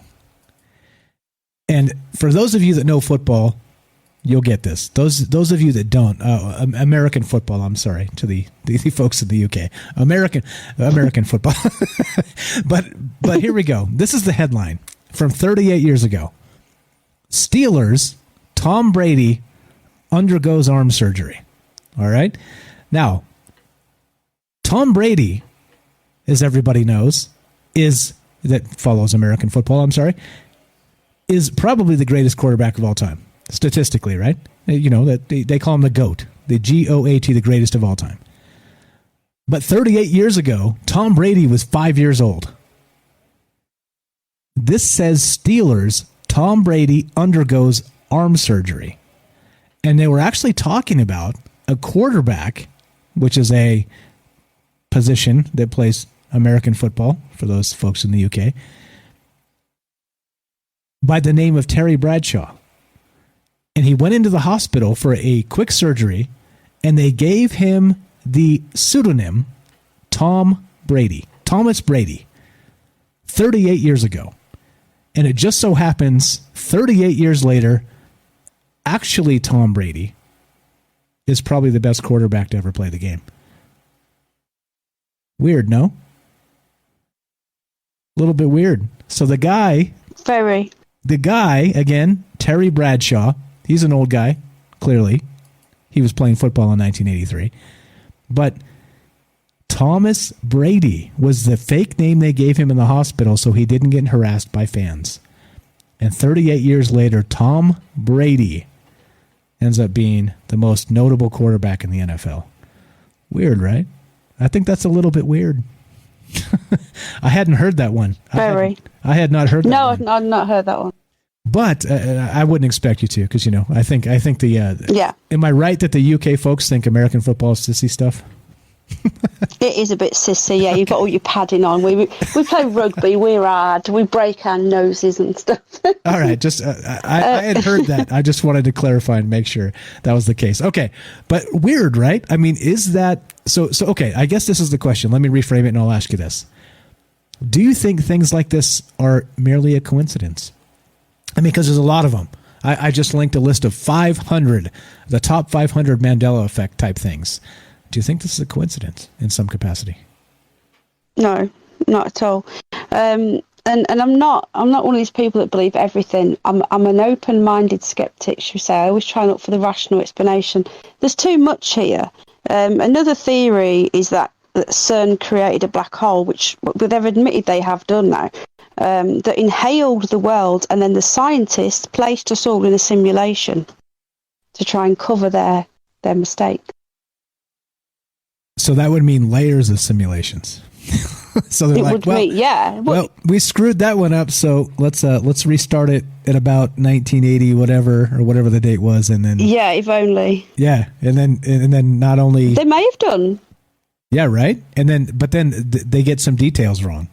But then the people, the what would you call us, golems, or the homunculus, or the the people, the consciousness that lives here in this computer server, as it were, we remember these effects from another timeline, another actual digital copy of ourselves that has latent memories from a different timeline based on that glitch in the matrix and the reboot of the server or whatever.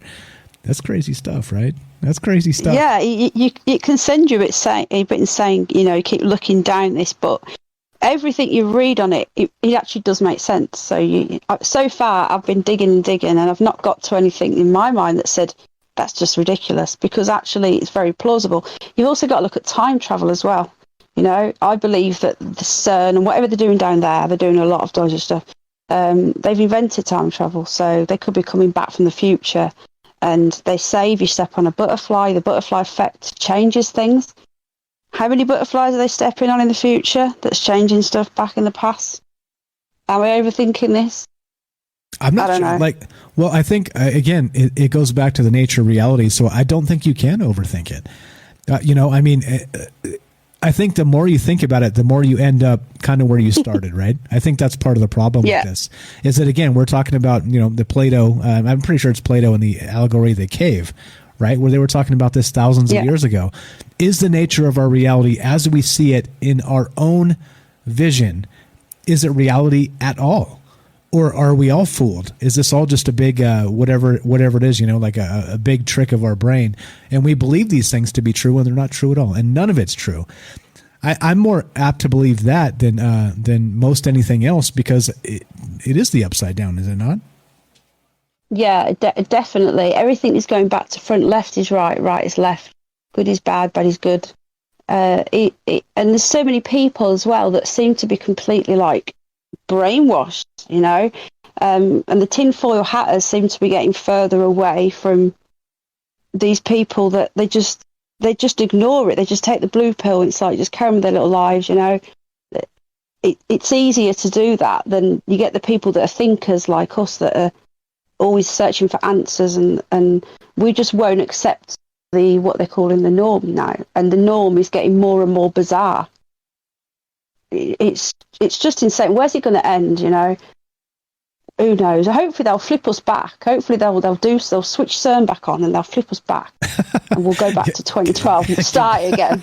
Give it back, guys. We want it back. Yeah, give it back. Yeah, that makes sense to me. I'd like it back, right?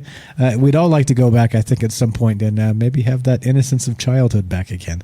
But I mean, I don't know. This is again big thoughts, big questions, and I think that's why we've always done this show, right?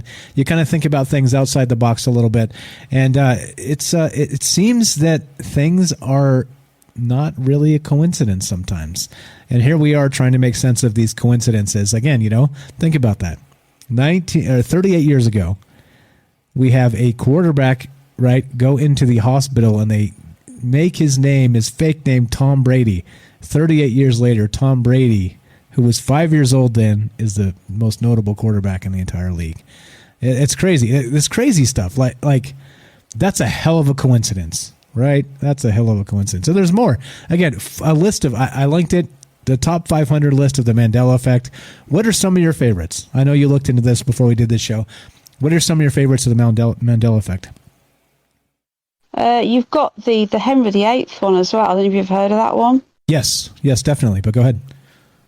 There's I'm trying to remember them all now because I didn't actually research them. I just knew them already.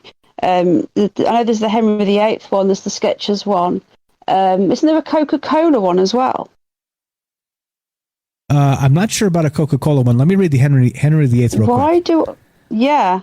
Okay, I can get it back up here, but you read it out if you've got it there. Yeah, I got Henry VIII. So people had a memory of a painting of Henry VIII eating a turkey leg, though no such painting has ever existed.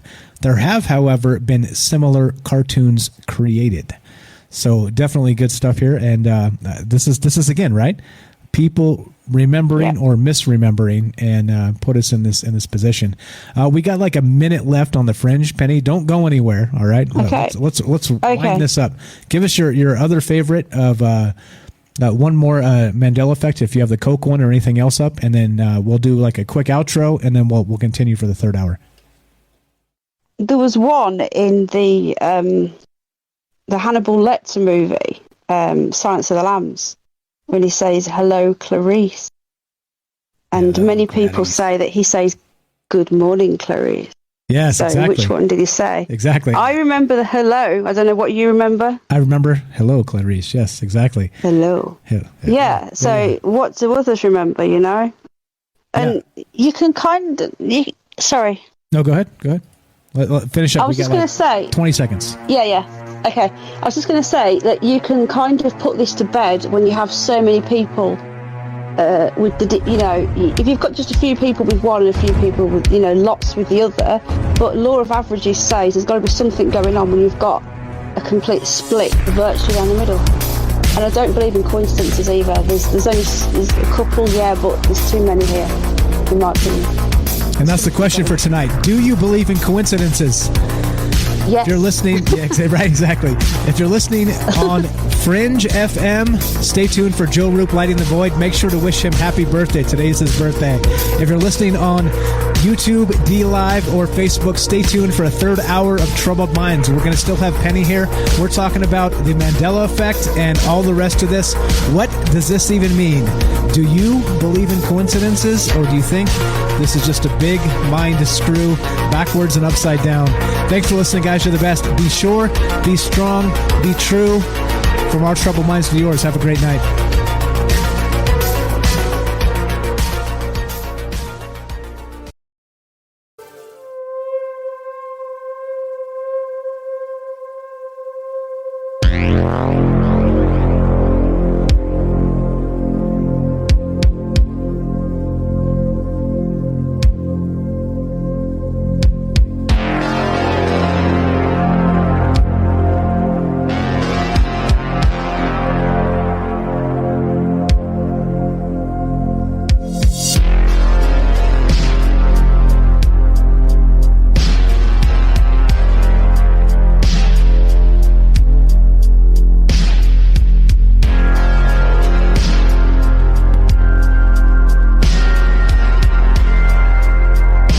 right, guys, welcome back. We're going to skip the break because we got a guest on tonight. We got Penny Bunny here from the UK, and we're going to continue talking about the Mandela Effect and the rest of this. So Penny's got some great stuff here regarding CERN and the world ending in 2012 and the black holes being created and all kinds of good stuff. We're also looking to hear from you guys tonight. If you want to be part of the show, you know what to do. I'm not sure how long Penny's going to stick around. I know it's late for you. You're welcome for the entire thing. You know that. But we're taking calls. We're taking questions. We're taking interesting stories on this Mandela Effect, if there's a coincidence or if you think there's something else afoot here. Mass media brainwash, we're open to all those possibilities. And I think you have to be, right? As the independent skeptics that we are, I think you have to be kind of open to all of these possibilities. But we'd love to hear from you. 702-957-1037. Join the Discord, troubledminds.org. Let's continue, shall we, Penny? Yeah. Can people ring up on the Discord if I'm here as well? Yes, definitely. Because I'm just wondering, UK folk, if they want to ring up, can they? Okay, so we'll drop the Discord link. Definitely. So yeah, if you guys want to be part of the show and you want to talk to Penny and myself, just hop in here and we'll talk about the Mandela Effect. And that's the question tonight, right? The nature of our reality. Go back to the allegory of the cave, and right, it was shadows on the wall. And now in our time, right, thousands of years later, the shadows on the wall are actually code in the machine. You see? The conversation hasn't changed, just the medium in which we have that conversation has actually changed, which is, right, curious, if you ask me. Speaking of curious, and the Curious Bunny. Curious Bunny. Down the rabbit hole. Down the rabbit hole. Down the rabbit hole. Take us there, Penny. Let's go. Yeah. Let's go. Well, I've had to reduce my rabbit holeness because I got told off, didn't I, for doing too much truthing. So I've had to delete over 100,000 views of content due to YouTube censorship. So, there's a lot of stuff that I've had to get rid of, but we're still looking at the Mandela Effect, CERN, aliens, flat Earth as well is another one that I look at. So we can still look at so much stuff, but we're not allowed to look at, there's certain stuff we can't talk.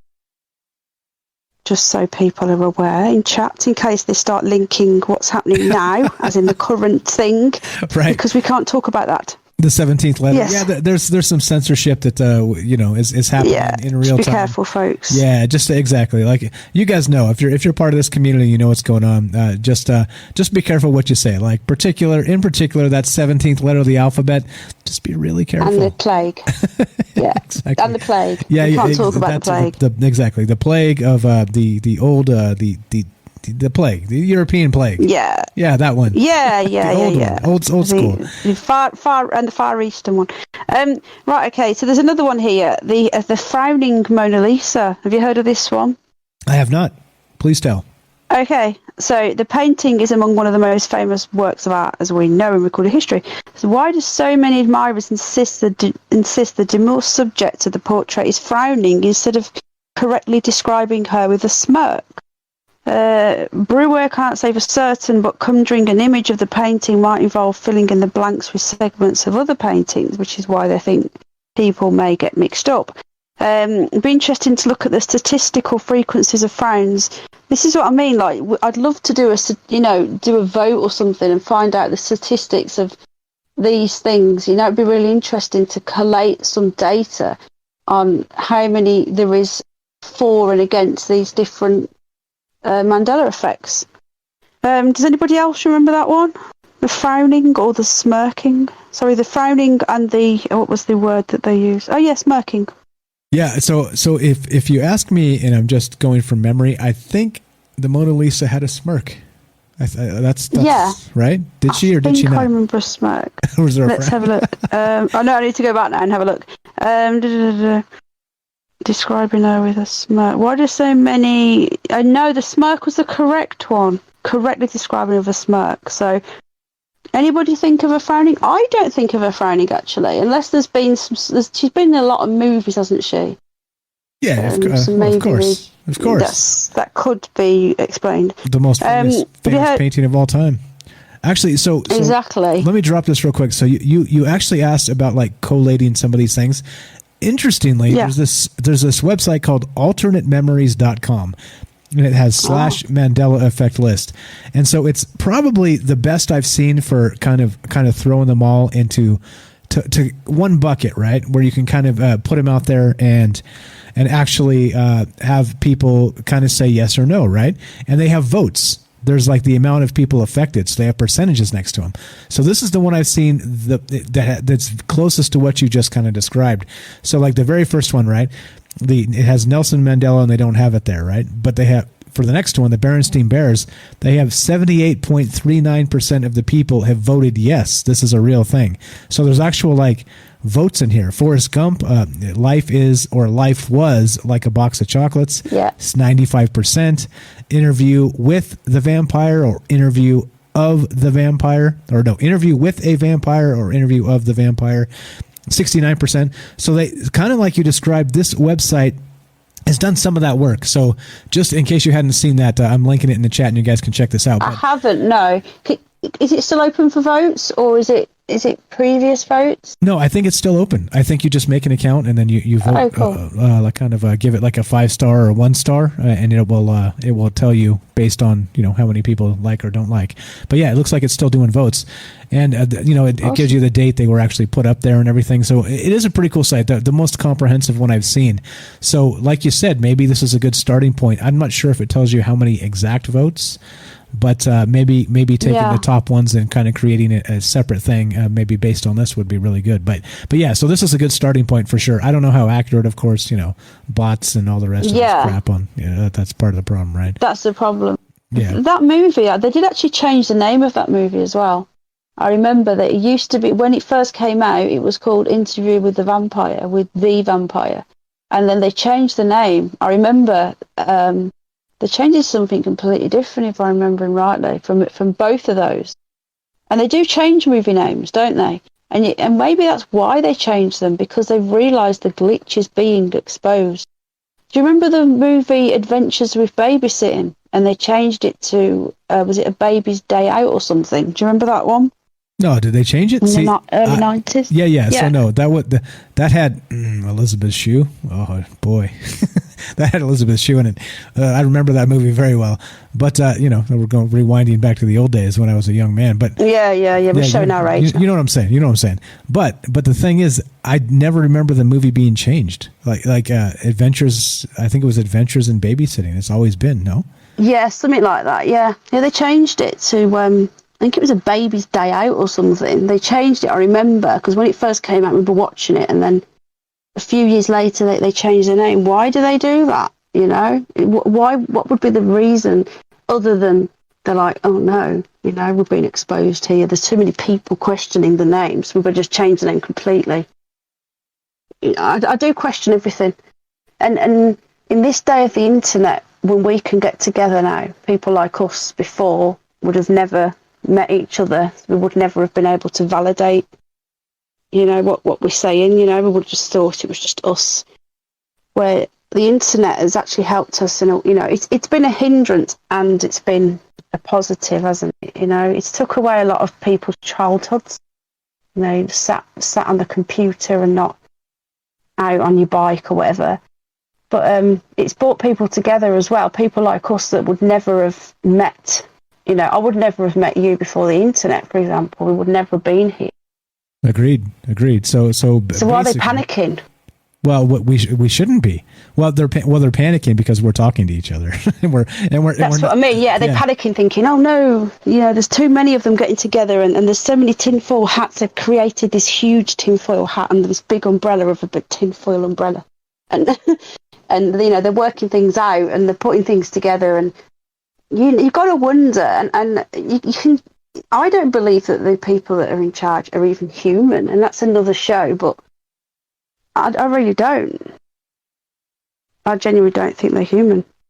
Is that and there's a lot of theories there too, with not just talking about aliens, but like the archons and like all kinds of different like negative effects that are happening to us that are like the entities from the DMT trips and ayahuasca and all this stuff, is that people say they cross over and they come back and there's people there, but not people, they're things, they're whatever they are, right? And they're watching us Beings. very intently, right? Beings, yeah. Yeah, that's a great way to put it. Yeah. Yeah, crazy stuff. I think they're everywhere. It stands to reason, you know. I mean, and that's part of the problem as being human is we can only see so much. You know, our brain is only capable of. And I was saying this when I was a 20-year-old young man. I was like, look, you know, look at the nature of reality, and like we can only perceive so many things through our, you know, basic human senses. But the universe itself is like an unbelievable amount of things that we probably can't even perceive at some points, and we may never be able to, you know. But yeah, definitely. I think we can. I just think we're just dumbed down enough. I think like our ancestors knew, you know, that we were so. They say that each child is more intelligent than the parents, but maybe once that was true. But the way I see it is society's been dumbed down, so we're not using our brains. You know, there's less and less of our brain cells that seem to be used. The more that technology does for us, you know, we don't even have to use our brains anymore. And you imagine it in 100 years. Have you seen that movie, Idiocracy? Yes. Like, it's a classic example of I watched that 10 years ago and I was like, this is actually going to happen. And I can see it now. Yeah, it's not funny. It's 10 years ago, and it seemed like okay, maybe right, like kind of the little tongue-in-cheek smirk. 500 years away. Yeah, but no, it's like 30 years away. We're there. it's like happening. Yeah, we're like halfway there already. Exactly. Yeah, it's absolutely insane. Yeah. So we got Joe calling in from Florida, and we're going to take him in just a second. He had another story to tell us. So, but yeah, so with all of this stuff, I don't know, like, you know, I mean, the whole scope of all of these things, you know, aliens and this this parallel dimension, and I don't know, and the way things have literally just spun off the rails the past 10 years or so. I have an easier time believing something's at work here, and it could be, you know, like a kid's computer project, you know, that decided, well, it's, you know, I'm no longer watching. I'm, you know, like maybe the creator of this particular version of the Matrix has just decided, well, I'm bored with this now. I'm going to go do something else. And we're kind of left to our own, and everything's going on nuts, right? Everything's insane. And here we are. Everything's insane, yeah.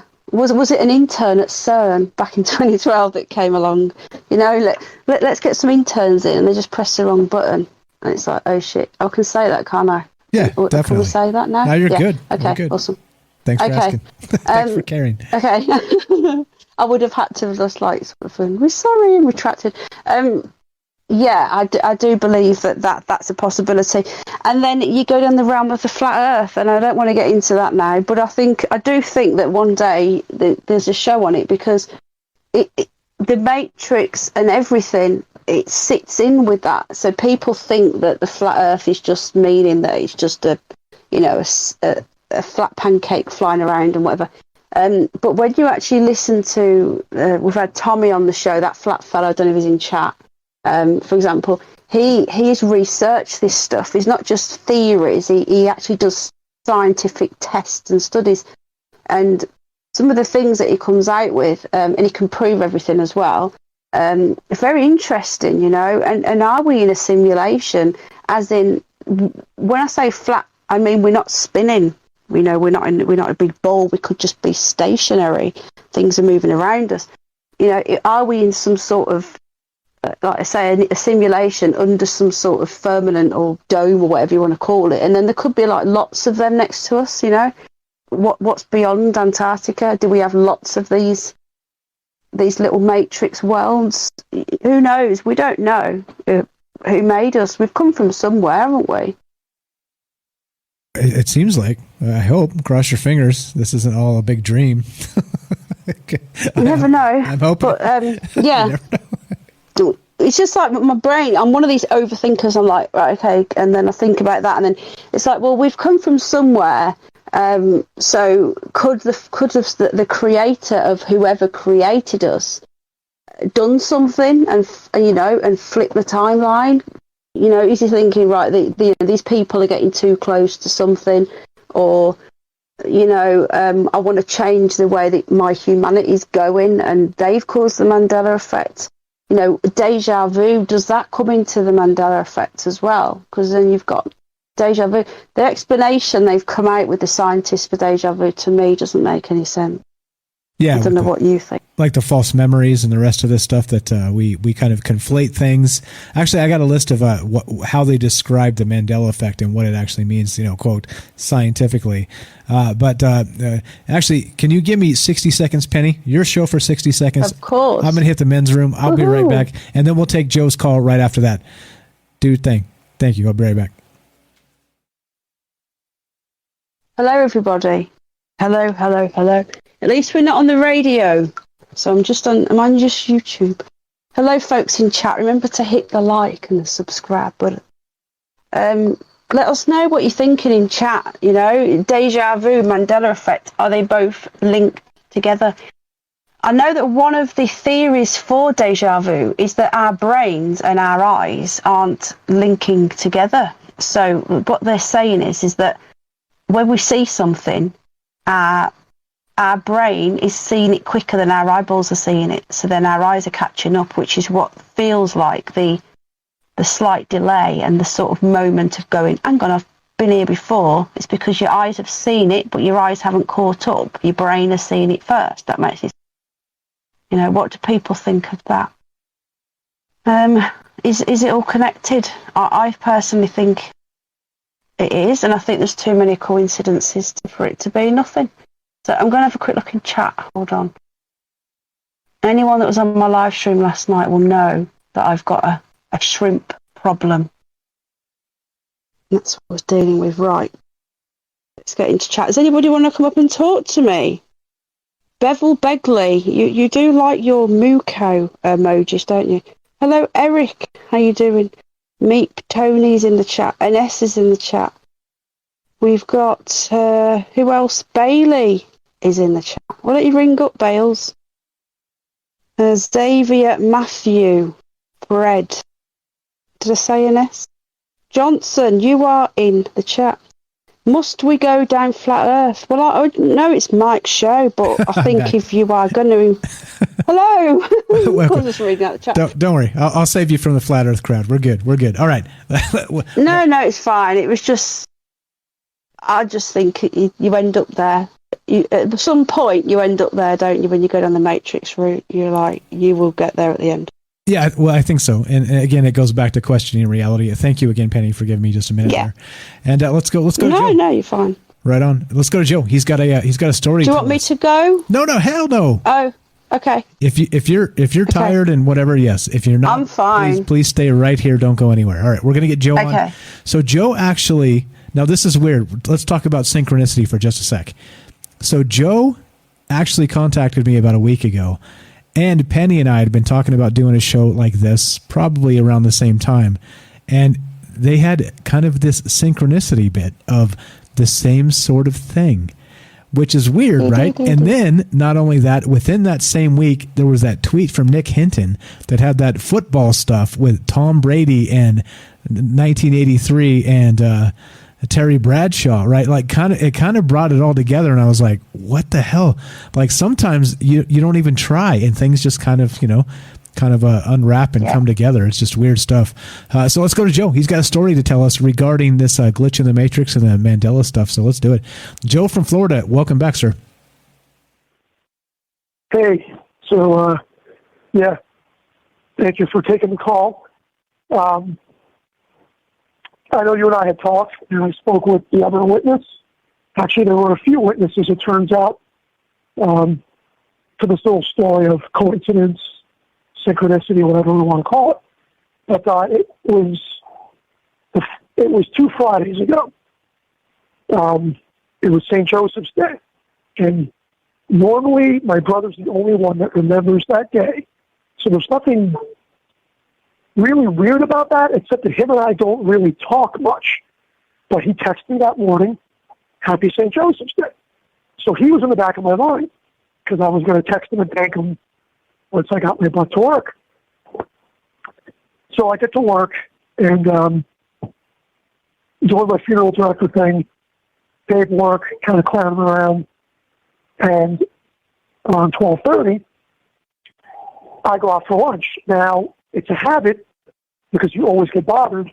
I eat my lunch, and I go out to my truck, and I pass out. I probably pass out for 20 minutes, and then I come back to work. And it's repetitive. It's like being in a rat race. You go out in the back, it's the same cars. It's the cars from the medical center next door, and it's the cars from the funeral home. It's always the same scene. You have some people that are walking behind the funeral home. Anyway, about 12:30, I go out back, and my courier tells me there's a guy out there washing his car. So I look out, I see this African-American guy. He's picking up some trash off the ground, and I'm like, I'm not going to call the cops on him. He's picking up trash. He's minding his own business. I'll just let it be. That was at 12:30. Come back inside. I don't notice the guy. I just come in. What I find out afterwards, I'm just trying to leave the timeline, 2 or 3 in the afternoon, some of my employees went outside, and they went upstairs to check the apartment above the funeral home, because we're still one of those funeral homes that has a living quarters upstairs, although it's not used. So what I found out later on was that the 3 people that had gone upstairs saw that guy 3 hours later, but that guy was just staring up at the sky, just looking up into the clouds. Didn't say anything, didn't notice anybody. They found it weird. The one girl in particular found it weird that he was just frozen, staring at the sky. So 5 o'clock rolls around, and I don't know any of this because this all came after.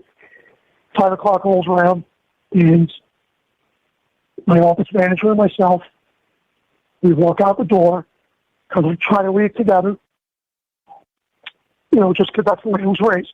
Try to leave as a group, just make sure there ain't nothing going on. So we walk out of the back of the funeral home, and that guy's in his car, and he mumbles something to the effect of the earth is warming. And I look at my office manager and I tell her, get in the truck, make sure the front door is locked, because this is a little bit weird. So while we're still walking, I look at the guy, because of course it's got to happen to me, because I probably call these things to myself. And I tell the guy, excuse me, did you say the earth is warming? And he's like, yeah, it's getting warm. And I'm like global warming? What are you looking at? And he says, I'm looking up at the sky, and I'm watching the clouds. He goes, hey, can you see that hole in the clouds, that space? And I'm thinking, okay, I'll play along. And he basically tells me, he says, that's a portal. He goes, that's where the planes get through. And I tell him, I go, the planes for what? For chemtrails? And he's like, yeah, I don't know, what they're doing, but it's for chemtrails. So as I'm talking to him, and my office manager's getting in her car, I notice 2 people, and this is what kind of weirded me out. I see these 2 people walking through the parking lot. And normally we get people that walk through because there's a grocery store, but we know most of them because they live in the apartment complex. But I noticed these 2 people, and they're walking, they have a whole parking lot, and they just walk right close next to me. And I couldn't look at them. I just couldn't look at them. The only thing that was going through my head was, I'm kind of embarrassed, and I'm talking to a crazy guy. But I'm crazy too. So these 2 people walked by, and I found out later that my office manager noticed them also, but she didn't know enough to look at them or acknowledge them. And that's kind of what we found strange later on. So I keep talking to this guy, and the guy gets out of his car, and he has pink flip-flops on of all days. And he starts talking to me about there's other planets, and I tell him like Planet X, because that's all I know about is Nibiru. And he's telling me there's 4 suns, and I should be aware of that. So it's almost like he's trying to teach me. And he's talking about cars and symbolism, which we all can have variations on symbolism here. I mean, indoctrination, triangles, all of those things. And he's going on and on. So probably about 10 or 15 minutes goes by, and I get in my truck, and I'm like, I got to go. And the guy gets in his car, and he tells me, he goes, the cops know I'm here. They're going to leave me alone. You know, I'm just looking at the clouds because they look like they're up against the wall. And strangely enough, when I looked at the clouds, they're all fluffy and stuff, but at the top of the clouds, it almost looked like there was a line. But to me, that was a front or temperature variation in the atmosphere. Anyway, I leave. So as I get in the truck, I call my office manager, and I tell her, I go, did you realize what just happened? And she looks at me and she goes, only you can get that craziness. And, you know, we're talking on the phone, but as I'm pulling away, and now I'm across the street, heading to a different destination, as I'm pulling away 10 or 15 minutes later, and I'm talking to her on the phone, I'm stopped at a light, getting ready to make a right turn, and I see that couple again. And this time they're coming right down the sidewalk, right up close to the truck, and they just turn the corner. And I get a glimpse, but I still couldn't look them in the face for whatever reason. But what I could tell is it was a woman and a man, white as white could be, matching sunglasses and black Parkers. And as I'm seeing them, I kind of get a chill. And I'm telling the girl, I go, you're not going to believe this. And she's like, what? And I'm like, did you notice those people in the parking lot? She says, yeah, but I didn't really pay attention. So she's like, maybe you're having a glitch in the Matrix moment, you know, and I kind of laugh. So as I'm driving away, I'm like, who am I going to call? Let me call my brother. Because my brother is more into this than I am. He's got a little bit of a show on public access. I give him a call, sure as shit, and I could curse right now. He picks up the phone. I'm like, I ask him, what are you doing? And he tells me, he goes, I'm getting ready to go film, you know, a show. He goes, it's like Friday night thing. We're going to film the show. So I tell him what happens. He thinks that the guy that was talking to me was an Archon.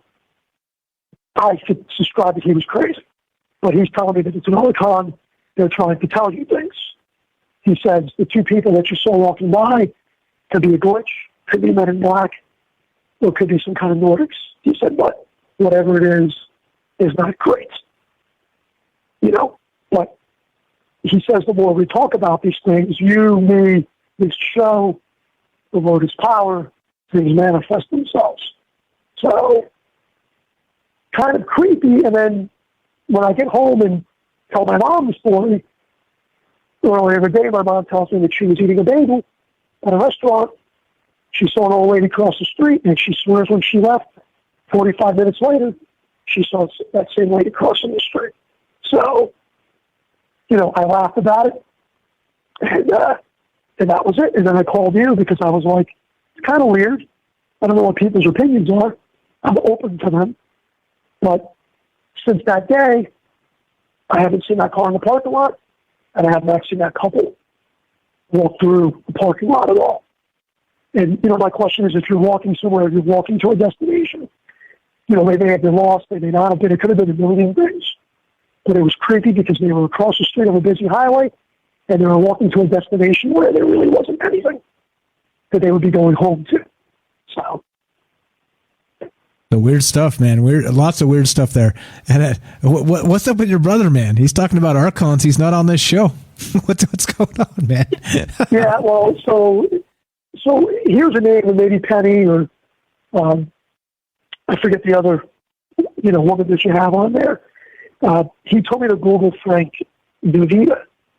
So it's like Divita, and I listened to a couple of things what Frank said, and basically, you know, his belief is we're in a cycle and we're all connected to God, whatever that is.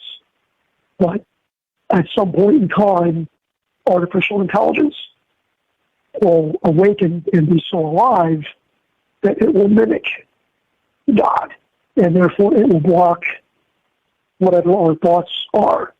to whatever source we have. And they talk about that in the movie The Matrix, that you go back to the source. All these things, whether I believe in them or not is moot. I'm just here to tell you the story. But I find all of these different opinions, whether they be religious or embedded in technology, it's a progression of things. Like you said, the cave, starting in the cave, and how things happen now. How storytellers happen now. What was the show that we had on that you talked about? Two evils. I forget what it was called because it escapes me. But that you end up having to, you kind of get manipulated into the lesser evil. Create a problem, solution, reaction. But my brother, he's got. I'll send you the links and I'll call him and see if he wants to be on the show because you ask him questions and he has answers, whether they're the right answers or not. I don't know.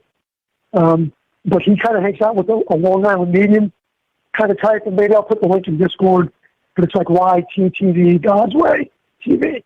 So they're more of the religious Jesus kind of side of it. Gotcha. Where That's I might cool. subscribe to the more spiritual That's side cool. of it, Nothing wrong with that. Nothing wrong with that. Before I forget, before I go, I have a question for you. Shoot. It's been popping up in my mind because everybody's blaming, gas prices are going up. And I always remember in the 80s that I was told that OPEC stood for oil producing, exporting cartels. Okay? So, oil prices are going up, and I get pissed, and I'm like, there's a lot of different reasons. We can argue that politically, artificial supply, or, a crash in supply, but I always thought it was oil producing, exporting cartels.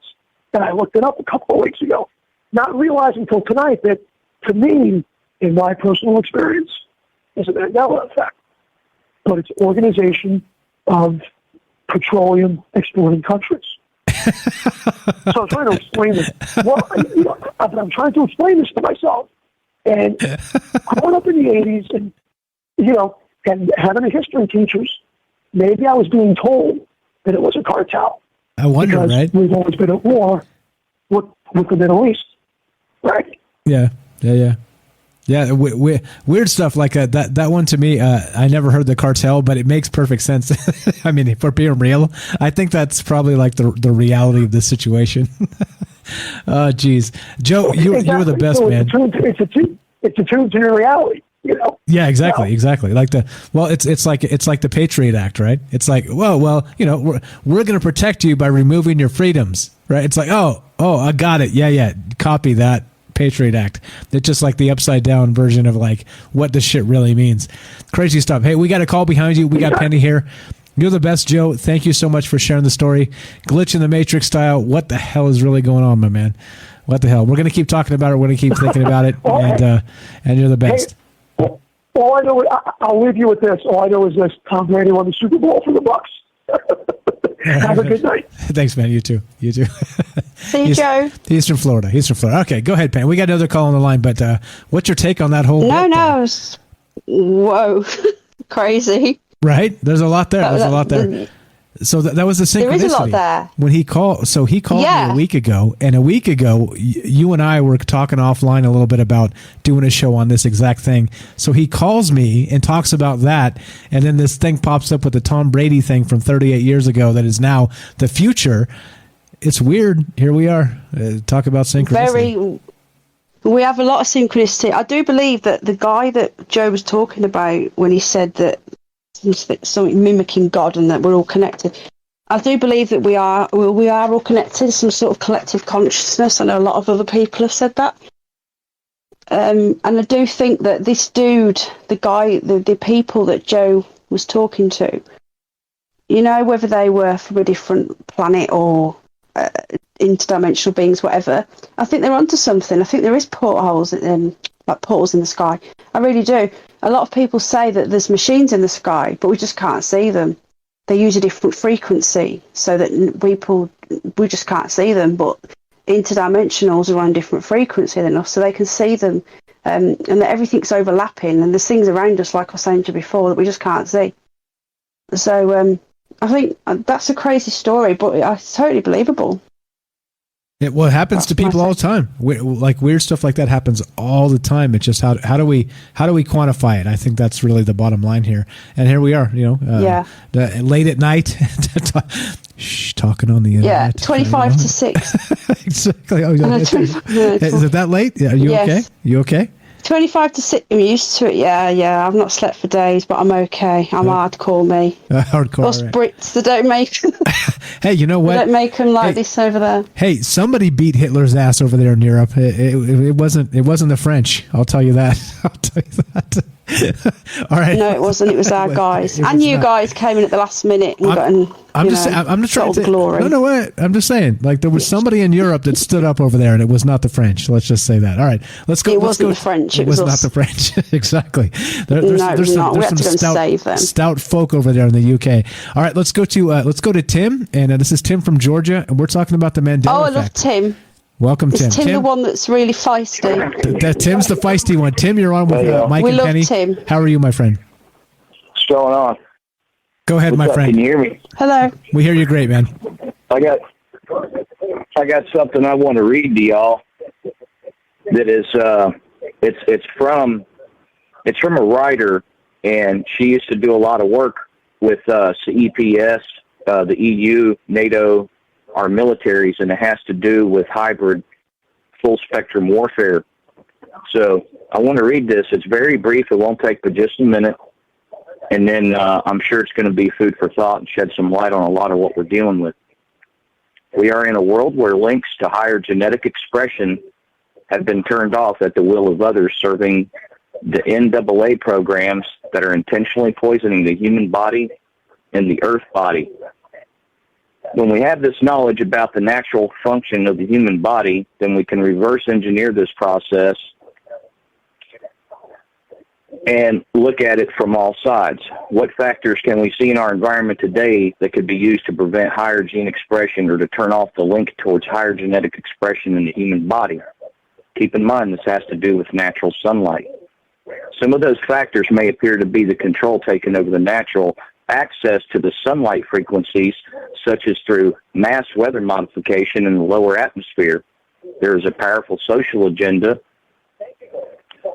of social engineering to gain control over thoughts and gain access to the human mind in order to prevent free and open thinking without social ostracism and persecution. There is also a more covert agenda through GMOs to gain control over the function of the human body's protein chains that specifically activate DNA and high gene expression. All these factors have measurable influences upon our body, mind, spirit, and more specifically, human DNA, which is undergoing a program of genetic engineering or modification to serve an anti-human agenda for a transhuman agenda. And this is important, okay? This has to do with your body's expression to natural. Your body's your DNA reacts to the sunlight naturally. And what's this have to do with hybrid warfare? Everything, because of the hive mind concept and the fact if you do some research on my video I did earlier this evening, I brought it right up. They're not trying to hide it, ladies and gentlemen, and I proved my point in my video on my show tonight. You can bring it right up and look where the vaccine company's research from 2017, 2016 admits, in accordance with what NATO and our own Joint Chiefs were trying to tell us about for the last 4 years, the capabilities of all this and the fact of what these RNA modifiers really are, okay? And it has to do with the hive mind concept, and that works in concert with the electrical wave emissions that we have out there, specifically with 5G. Now, those frequencies are specially tuned to this. So people earlier last year kind of hit on this. Different people kind of run into a piece of it here and a piece of it there. But it was just to get clicks and likes for people to watch the show. Nobody really sat down and has looked at this and understand that our government does understand this. there's good people, there's the good guys and the bad guys, right? Well, understand there's a lot of good people out there that they know the corporations and the NWO of the world is doing this. They understand this. CEPS has a forum every year where top scientists and government officials, generals, colonels, you name it, show up, and the people that are representing the respective EU countries, and they discuss these things. And nicely, they do the videos in English, and they put them up on their social medias where you can check them out. And they have these forums, and they talk about these new types of warfare. And I got to tell you, a lot of what people have been experiencing literally for the last 16 years specifically is a direct interaction of neuro-linguistics programming and then all these other applications that they are using, like specifically targeting a demographic of people, say in the city of St. Louis. And if there's already racial tensions there, if I can isolate that group of people on their social media apps that they're using in that area, and that's easy to do because the metadata is readily available from thousands of sources on the web to the AI to make that possible. So I can selectively insert into all of their page feeds whatever type of reaction I want to get out of them. I can supply the fuel or the catalyst or the spark for whatever reaction I would like to get. So you're talking about weaponizing populations in this type of hybrid warfare and turning your own people against your own government. This is where QAnon was so dangerous, the 17th letter of the alphabet, and why people warned about it and why the social media platforms immediately decided to pull the trigger and take it all down was because it was an outside use through a foreign power, through our own citizens, using hybrid full-spectrum warfare. And that's the honest-to-God's truth about this, folks. The research is there. I've been doing small, short videos trying to break it down for people a little bit at a time, kind of give it to you in baby steps about a lot of this because it's a lot to take in. There's people out there with PhDs that still don't have a cognitive view, bird's eye view of all this. And it's because when this type of stuff was worked up a long time ago, it was done compartmentalized, and few people have seen it from a bird's eye view concept. And that is gaining momentum as information is shared around the world by people that are trying to combat the invisible enemy. You just got to know and understand who and what the invisible enemy is. As we heard our last commander-in-chief talk about, he spoke about it many times, but never really elaborated. But if you pay attention to C-SPAN, they discuss on there a few years back about the Mandela Effect and how that had to do with the ripples. And what I'd say about ripples is this. I'll give you a quick example. If I control the AI and I say, okay, I want to stop selling underwear, men's underwear throughout the whole world for 90 days, and then we're going to monitor what men do of every demographic and every race, creed, and color and every religion around the world through their social media metadata, how they react to the shortage of underwear during that 90-day period of time. Is it going to start riots? Is there going to be a severe shortage here but not over here? Where's the surplus going to be at? Are these, looking at, you can tell which religion of people is more apt to buy underwear more often. There's all these millions of things you can learn from all those datas and just understand how that can all be used to social engineer and weaponize and change things, just like the books for the Mandela Effect. This is those are actual tests of this technology from its earlier conceptions, different types of it from years ago. And there's some long-term programs where they're watching things, just like when Facebook hired all the psychologists to start watching the chat rooms and even run Facebook, some of the people, the doctors and stuff that work for it now, because we're getting into something mankind has not done. We're going into places we've never been before. Before 2017, they didn't understand that an average citizen could take two say 10 different platforms, create 500,000 bots and create their own army, and then use that army to weaponize thousands of people who would then descend upon the Capitol, some of them with great intentions, some of them with bad intentions, thinking they're on a mission. I want you to understand how if I had 1,000 people that worked for me like that, and we each had 500,000 bots, do you understand where I'm going with this?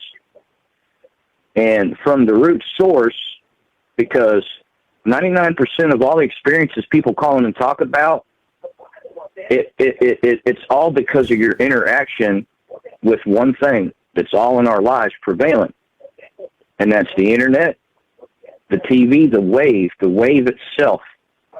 And that's my point, the signal. The signal. Okay? The signal. Now, what are they trying to keep us from? What are they steering us away from, and what do we need to be steering to?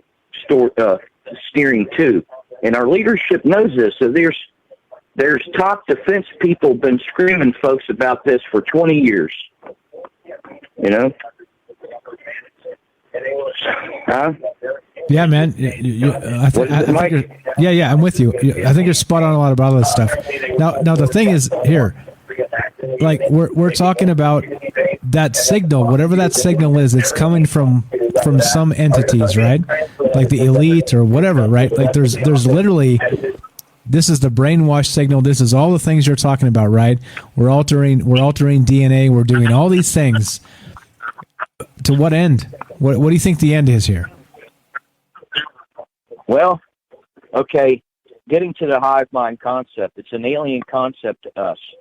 Okay, when we look at the way Asians think, the Chinese, going back thousands of years, okay, it's a hive mind concept that we're not used to. It's an alien thought process to us, and that's one of the reasons why we've never had good relations with them throughout the test of time, and one of the reasons why they kept themselves cut off from the rest of the world wasn't so much because of us. It was because of the difference in that alien thought process even back then, whether it was 5,000 years ago, 1,000 years ago, or it was yesterday. And when you look at people that are involved in geopolitics and they say, be careful of any politician that runs out and says, I know how to deal with China. If you're from the West, basically, you're never going to be Chinese to them. But more importantly, no, you don't understand their thinking process. Even if you learn their language, you still don't understand their thinking process. It's alien to you. And why is it alien to you? Because it's a different frequency and it's a hive mind thought process. And that goes in hand with communism. If you really read the real books that are out there and the studies that were done right after Karl Marx came out with it and people attacked it, understand some schools of thought out there. It is a hive mind concept. You're talking about taking everybody, sharing everything for the good of the many, administered by a few at the state. And the state is everything. Everybody gives up everything, all their thoughts, all their love, all their compassion. Everything is for the state, okay? And those regimes run like that because of the hive mind mentality, which is alien to us. So are we at war with aliens? Technically, yes, we are.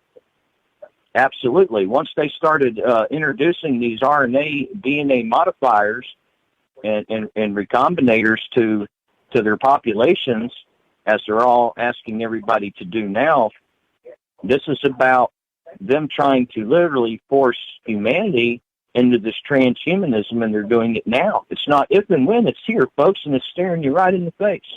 And all the information's been available online for this for years, and they've been telling you what they're doing.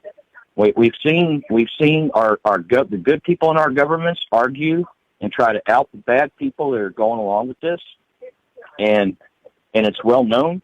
I mean, the world's on the brink of World War III right now with everything that's happening around the world. We're testing each other. We're flying into each other's airspace. We've seen the ultimate unload of weather warfare. We've seen the ultimate unload of cyber warfare. The only thing it hasn't done is gone kinetic yet.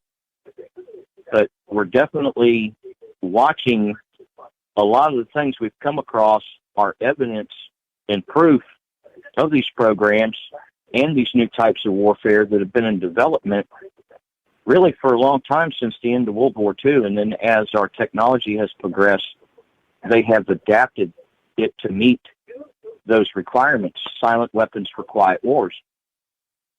And so there is a connection in the science of all this, the spirituality of it, the soul of it, your soul included.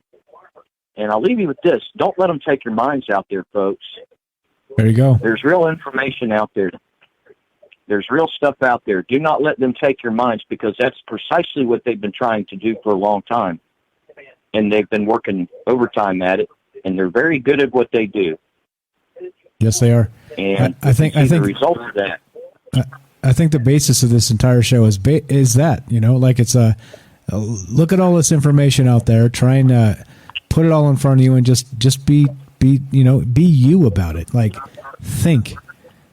Literally think. Like, put the stuff in front, all the things that are being said, and try and parse out the truth. Your truth. Not my truth, not Tim's truth, not Penny's truth, not anybody else's. We have our own truth. Parse out your own damn truth, but listen to people, because some of the things people say seem hyperbolic, or like we're trying to start wars. It's not that at all. It's like, just please be aware of what the hell's going on, because there's a ton of shit going on. And clearly, if they're talking about it on CNN or Fox News, that's not the shit you should be thinking about at all. Period. Dump it, throw it away.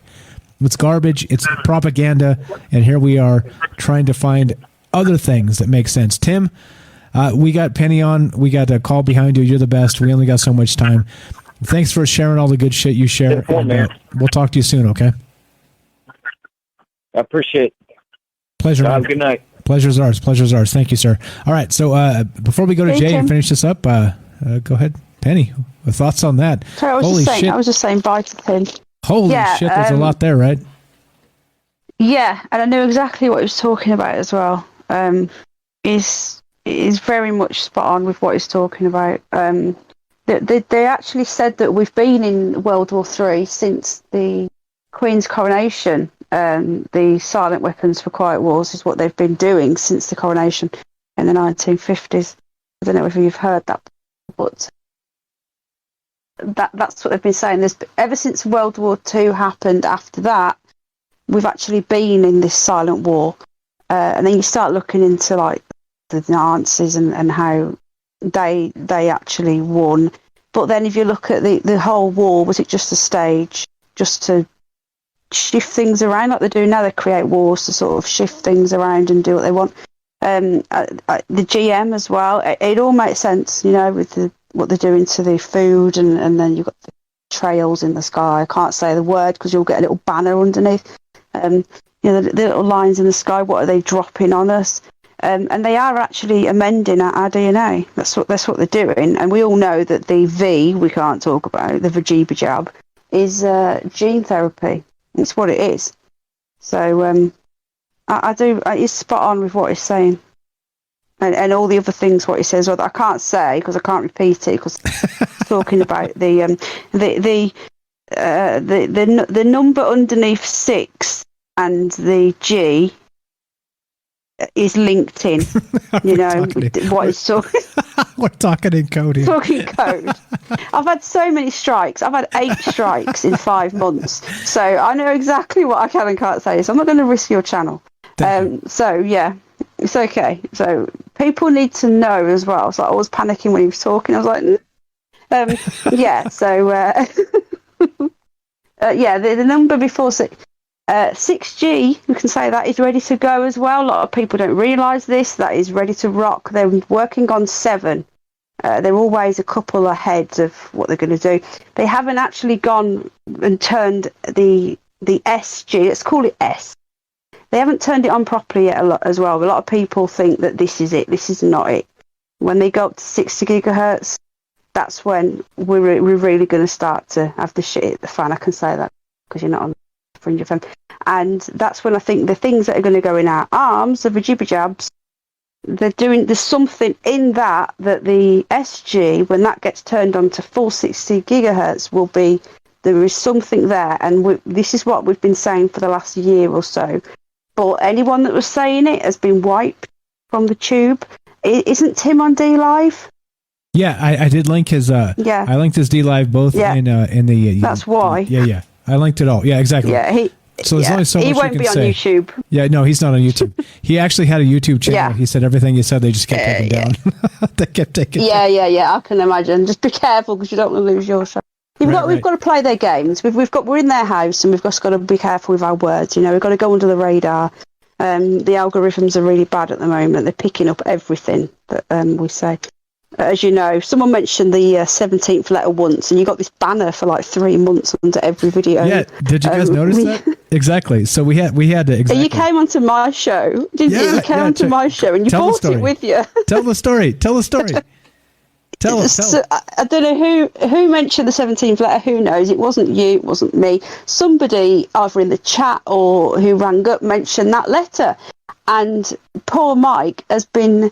Is it gone now? I think it's stopped now. Was branded. He was fact-checked and branded by the powers that be that he was a conspiracy theorist with the 17th letter proudly displayed under every single video, and it followed Mike about. Mike came to my channel a couple of months ago. We was talking about aliens or something, and I had it underneath my video because Mike had been on there. I was branded with that letter. And it was only on that one as well, Mike. It wasn't on any of my other videos. So, you may get it again now because it's just been brought up. We need to tell Tim next time not to do that. Yeah. I think he was actually one of the perpetrators of saying, like he'll say it like naughty. Yeah, exactly. He does really well with he'll say the 17th letter and then he'll kind of back. But then he says the letter and then exactly. says But here's the thing though. So. Like you guys know, like rewind 3 years, we're on the record for 3 goddamn years, right? Like literally, we have not been an adherent of that following, right? We've avoided it in spite of the entire, quote, like press of the conspiracy community saying that this is what all the conspiracy is about, and it's not about that shit at all. We've avoided most of that, and even so. We still get fact-checked by the 17th letter. Actually, you're right, Penny. It just stopped. I think because there were enough people to actually hit the little banner on YouTube and say this is a false fact check. They're not even talking about that. I did it myself every single time, and I think some other people did it, and they finally took them down. But you see what happens, right?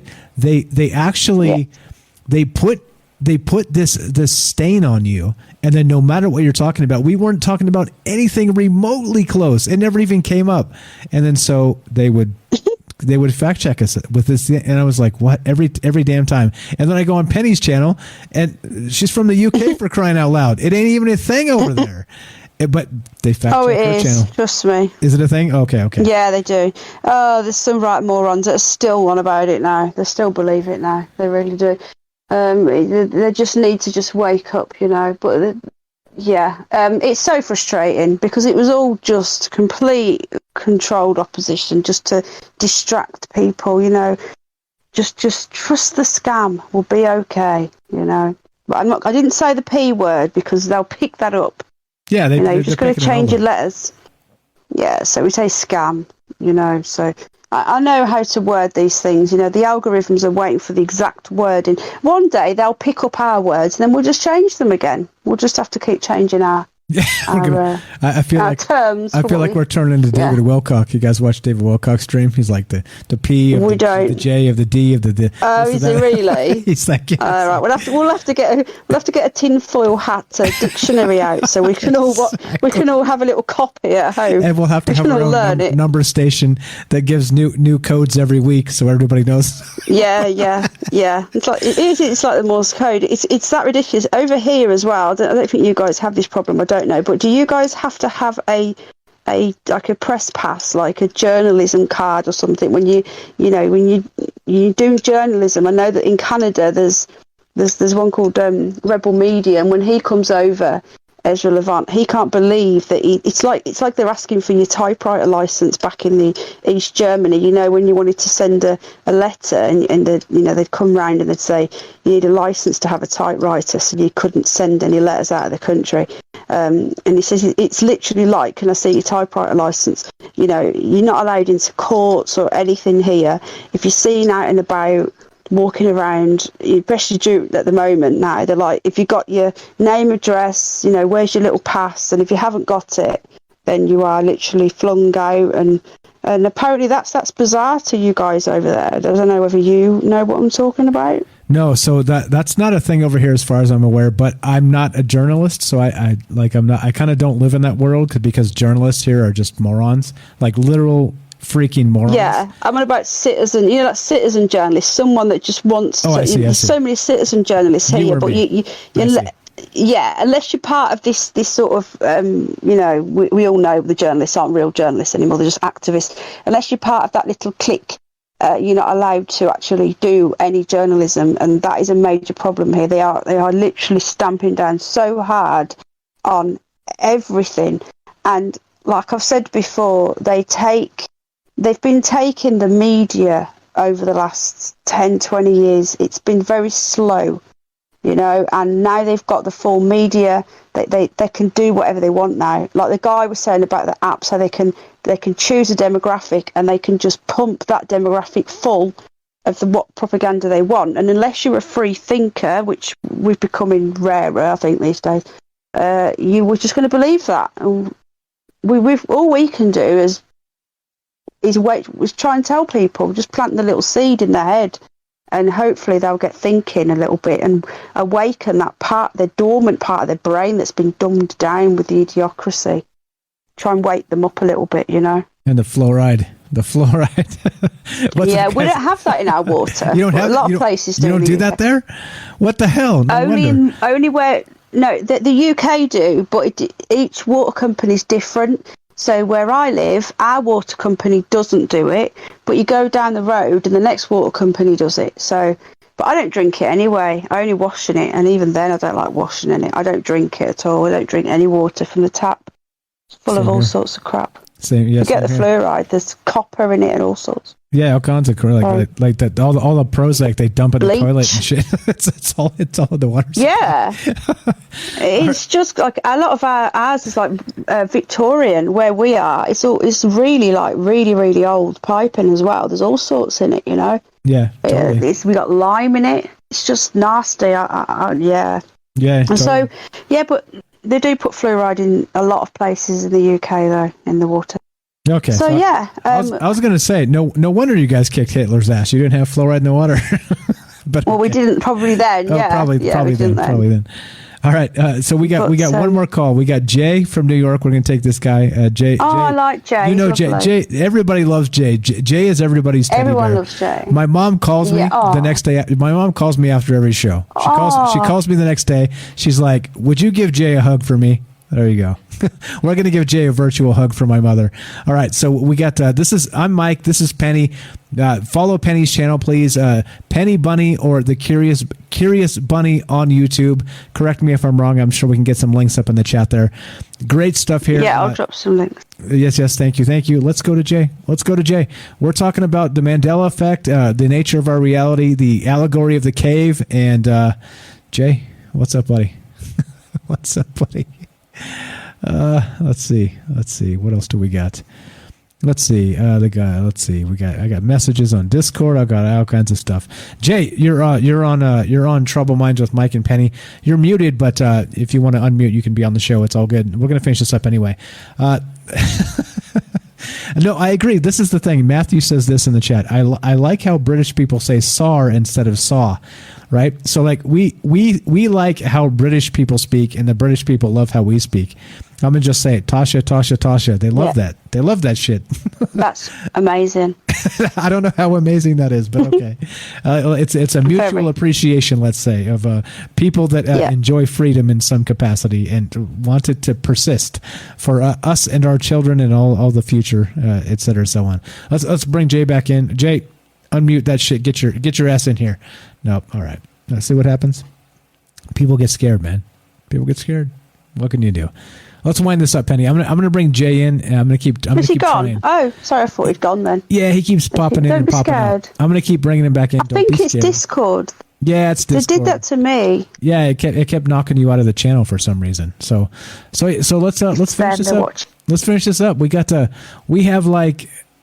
talking about the Mandela Effect, the nature of reality, the allegory of the cave, and basically the glitch in the matrix, right? Interesting how it's all kind of basically one and the same, oddly enough, right?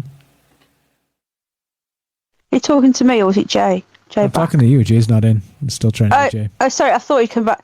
Right, okay. Yeah, it is odd. And this rabbit hole, you go down this one and you end up down another one and then down another one. And the conclusion I come to is still that this is not what we think it is, that they lie.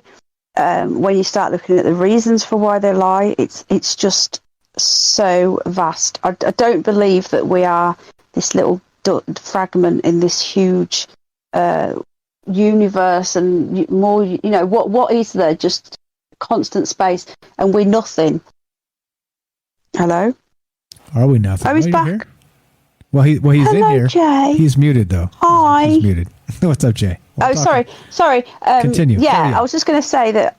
Sorry, I believe that we are, as human beings, that we are much more powerful than what we are told. We are told we are this insignificant nothing.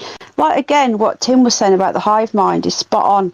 We've got this hive mind where we have to do this, and we've been programmed so much. Even me and you, who are quite awake, we still go by the clock, and you do things by the time, and we're like little worker ants, and we need to. It's really difficult, but if you can get out of that mindset. Tim is. You can see Tim is completely awake, and you can see humanity is just in this hive mind. Who invented time? It's a human invention. To say you can do as you're told and do this and do that. We are so more important than what we think we are. And that's what I think anyway. Agreed. Good stuff. What's up, Singeman on the YouTube chat says this. What's the cost of a Krispy Kreme? If you guys don't, Hello, Syringe Man. I call him Syringe Man. I do. Syringe Man. If you don't know, look it up. Man. If you don't know, look it up. The price of a Krispy Kreme. Just type Krispy Kreme and hit the news tab. I have no idea. I do. This isn't a Q&A session. If you get the Jib Jab, you get a free Krispy Kreme donut every day for the rest of the year. Here. Yes. They're doing that. Yeah. Sorry, they're doing that here. That's the Krispy Kreme. Yeah. And here's some weird synchronicity to end all this up. Krispy Kreme is actually one of those Mandela effects. Is it CC Krispy Kreme or is it KK Krispy Kreme? What do you think, Penny? Krispy Kreme, it's a K, isn't it? Was you saying, what is it, a C or a K? Sorry. I don't know. But I saw it on the list. Okay, yeah, it's a K, but we don't. It's actually we don't have it. We do have it here, but it's not as big as you guys. We do have them, but they don't have a. It's not a massive thing over here. You might get it in the odd store. You guys seem to have it everywhere, don't you? Not really. It used to be. Like they expanded really huge, and they realized that people don't need 24 donuts every day. they had to actually contract. So it is what it is. I don't even know if we have one in Vegas, to be honest, because I don't eat donuts because I value my beer calories. Anyway, we're finished here. We're finished here. I don't know what's up with Jay. He's in the chat. Is Jay here? He's here, but he's muted. Come on, Jay. Yeah, come on, Jay. You can do it. I was trying. You can do it, buddy. Here. Come on, Jay. You can do it, buddy. Yeah, all right. So, do it. Final thought, Penny. What's up with all this shit? Why are we here trying to figure this stuff out? Why are we trying to figure this stuff out? Why does it come down to us? Because we're all connected.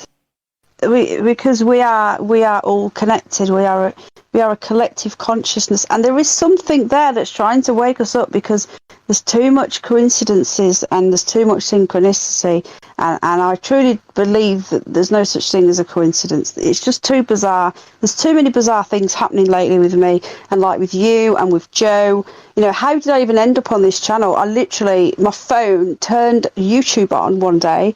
I wasn't even on YouTube. I picked it up. It was on YouTube and it was on your stream. And I was in your live chat and I was like, what the hell is this? And then I just heard you talking. I was like, oh, he's got a nice voice. I want to know what he's got to say. And then I'm here. And that was, 2 years ago or something? Welcome to the show, Penny. So someone did that? Who did that? Who did that? Exactly. Somebody, there's an invisible hand out there, and we're not talking about economics. Yeah, good stuff. Yeah, All right. exactly. And all these people here have been picked. There's a lot of people that I've brought over who I've ended up meeting in a very bizarre way as well. We've all come together and they tell people and, we're growing and, yeah, there's something going on. We are the resistance. We are la resistance. I think so. Do you speak French? No. I don't either, but you said that very well. No, I don't. Right. They are supposed to teach us at school, but I just fell asleep. No sweat. I'm supposed to be Spanish too, but it's just a train wreck. All right, so we do have good news. We got Jay couldn't get on Discord, but he did call in. So let's get a final call from Jay, and let's finish this up. Everybody loves Jay. Everybody loves Jay. We love Jay. Definitely. Cool. Jay from New York. You're on Trouble Minds with Mike and Penny. How are you, my friend? That was so hard. Usually it's very easy. I've got to update my app or something. I don't know, dude. I don't know. No, it's not you, mate. It did it to me as well. Can you hear me as well? Or am I muted? No, he can hear you. Oh, okay. It's the little things that we see in our life, the day-to-days that we need to observe. Why is that so hard? My Wi-Fi's out, whatever. It's just... They're messing with us. You have to observe. Go outside and look up at the stars and see it for yourself. Unbelievable show tonight. Timothy and... It's been cool. Buddy and everybody. It's just like, it's odd, let our minds wander. It's beautiful, Yeah, it's. I think it's good when we all come together. I think we should get more phone-ins and stuff. Do you interaction? It's just. It almost seems like they don't want us to talk to each other and think about these things for ourselves. Whether it be any of the elephants in the room that we dance around so elegantly with Penny in charge. That was beautiful today, But, you're so sweet. We're making your point, but you were making your point, but you very eloquently, you danced all around the algorithms because that one. I'm an expert at dancing around another flag. Exactly, yeah. I'm clinging on, but it is hard. Penny Bunny is literally 2 strikes now. Anymore. Nope, we can't. We literally can't. We were in lockdown. We're not allowed to talk to each other. Well, yeah, I've been listening to your show. I've been trying to chat with you and stuff like that, but for whatever odd reason, I'm not computer illiterate, I used to be a systems analyst back in the 90s, and I've been away from it forever because, whatever. I got in trouble. But it's with a telephone that these kids are doing things with the video games, and we're having a chat room on a video game platform. And that's cool. Yeah, it is cool. All these difficulties that come along with it. Yeah, no, it's really cool because, all of it, everything, Penny, I love you. You're worried about animals and stuff like that. That's cool. I'm worried about animals too. I do my best to try to take care of them. But the thing is, the simple little thing, like the hard thing that it was to do for Mike. I love this show. I thought it was great. He's talking about stuff nobody's talking about. He's funny. The people that call in are funny. They give you things that are serious to think about. Whether it's true or not, okay, but what about? What if? Do it. Think about it. Running around up in your noggin for half an hour or whatever, or listening to the show. And give it some serious time. Let your mind work a little bit so you don't get the dementia because you've been drinking beer out of 10 cans for, 10, 20, 30 years. Cheers, brother. Cheers. Well, really? Well, I'm serious. I drink my beer out of glass, by the way. But it's just, it's stupid little stuff like that, Don't use the microwave. I worked at an organic farm for about 3-4 years. And they actually did an experiment from Cornell College where they microwaved the water. Obviously, they let it cool down before they fed it to the plants. The plants that had microwaved water did shit compared to the plants that were fed from the ones from the spring. That's weird, and right? It was an experiment. So weird. Rows of potatoes, dude. Like 2 rows of potatoes get the drip tape from the microwave water. 2 rows of potatoes get them from the spring water. 2 rows get them away from the municipal water. It was like a 2-3 year long experiment. I was just the guy running the Italian little rototiller thingy up there, hoeing up the potatoes. But everybody's talking about it, and you're listening to them and learning. It's dumb stuff. You're saying that? Are you telling us that microwaved water is dangerous? I would say so. I do not have a microwave. I do not have a microwave in my house after that 3-year-long experiment. Holy smokes! I do not. And again, right? None of my food gets cooked in the microwave. That's not what they're telling us. They tell us the exact opposite of that, right? It's like, oh, it's fine, right? Yeah. It falls within safe levels. It's parts per million. No, nobody has any problems. Yeah, you get all of you guys are out there, and you're in the right place. This is a fantastic crew we've assembled. Go spread the word, people. Jay, you're the best. A hug from my mother. My mother says, "Would you tell Jay thank you?" Thank you, Jay. Thanks for calling. Thanks for being part of the show. Thanks to all of you. Thank you, Penny. God bless her. Thank you. Very nice. Very nice. Bye, Jay. Bye. Very nice. Jay, you're the best. We'll talk to you soon. Have a great night. We're going to finish the show up. Good input as always. Let's finish. Let's do this, Penny. What about the nature of our reality should we be aware of? And God bless the United Kingdom. Somebody had to kick Hitler's ass in Europe, and nobody else stepped up. Well, I don't know what's happened now. It's a long ass time ago. At the moment. Yeah. Yeah, it was. Where's the men of England gone is what I'd like to know. They're just letting the soy boil. That's a good question. Yeah, it's the testosterone. It's all the estrogen in the soya. It's done something to our men. So there's not much fight left. There's still some left. There's still some men left, but a lot of them are just giving up. It exists. It's still out there. The will to fight back, the will to be aware, the will to think for yourself, the will to realize what's happening around us. It's there. It exists. It's not. It's been pushed underground, I think, is part of the problem. So we have to get together and whisper in the night to really get the message across. But I believe it exists. It's happening. Yeah, it's happening. It's happening. Did you hear about Belgium? Just quickly, did you hear about Belgium? No, what's happening? As of today, they've had multiple court cases. Has gone, and they've had to. Belgium are cancelling. I think it's next week, or is it 3 weeks?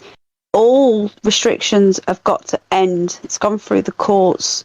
I'm not sure whether it's the Court of Human Rights. I'm not sure which one it is. Somebody in chat may be able to help. I don't know. But it's all got to go. The masks, the VG, everything, social distancing gone. So there you go. Interesting. Well, we'll keep an eye on that. See as it develops, and who knows? Yeah, interesting, isn't it? In Belgium as well. So that's where isn't that where the EU's based as well? And that's right. That's the center of power for the European Union. Yeah. And do you know that the SG is not allowed there as well? So they look after their own. They've banned SG. Why is that? And why is Trump Towers banned SG? Yeah. Trump is not what you think he is. Yeah, I saw something today. I'll have to verify this. We'll come back and talk about this at some point. But I saw today that they're actually banning his voice on YouTube. Like, you can't even play an audio clip of Trump. That doesn't surprise me. Mr. Ike as well. Yeah, it's crazy. Yeah, it's so crazy. Yeah, Mr. Ike, you're not allowed to have, but certain channels do, which is why we know that there's a few little controlled oppositions floating around. Because they can get away with it, can't they? Yeah, the weird part is, so we were getting that 17th letter tag, and we rarely talked about it. Yeah. It's kind of in the periphery, even to criticize it most times. But, like, there's people literally that have a channel that did nothing but talked about that in the positive, and they didn't even have the tags. Yeah. It was so freaking weird. And they were monetized. It tells you a lot about what's going on. Tells you a lot. All right, Penny. Yes. 2 minutes. Right, great, Mike. Thanks for having me on. I'm smashing the music button. Give us the epic Penny outro. Oh my goodness! Give us your best Winston Churchill. Go. Right then, people of. No. Wait. Why'd you stop? What happened? Hello? Penny. Hey, Penny. When you're going through hell, keep going. What's going on over there? Did you stop? What happened? Oh, she left. I'm sorry, you're not getting away that easy. Back in the chat. Penny, Winston Churchill. We got some outro music. Penny Bunny.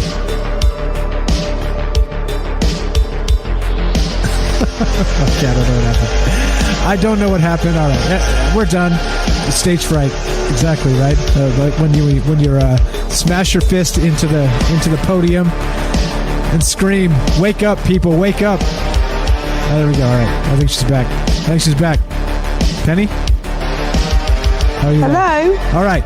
Winston Churchill, go. Can you hear me? We can hear you fine. It threw me out. How bizarre. People of Earth.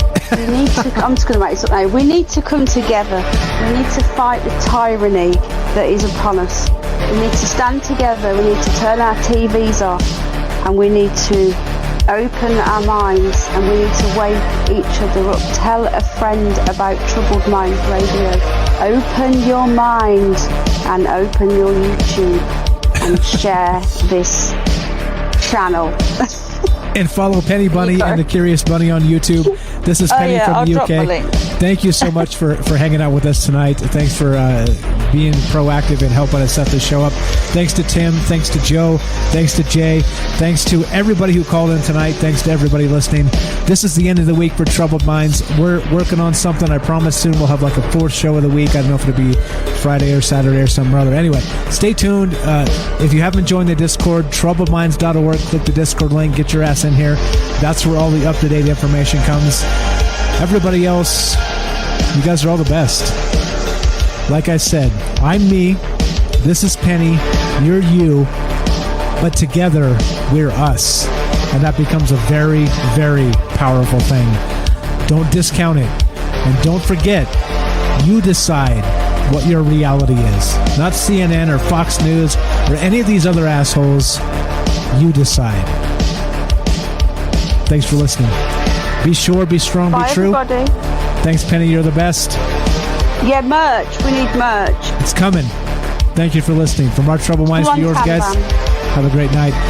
Follow Penny Bunny on YouTube. The Curious Bunny. Thanks again. You guys are all the best. Bye, everybody. Thank you, Mike. Bye-bye. Thanks for being on the show. Take care.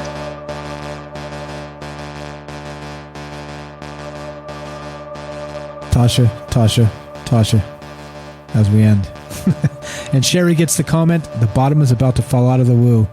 Have a great night, guys.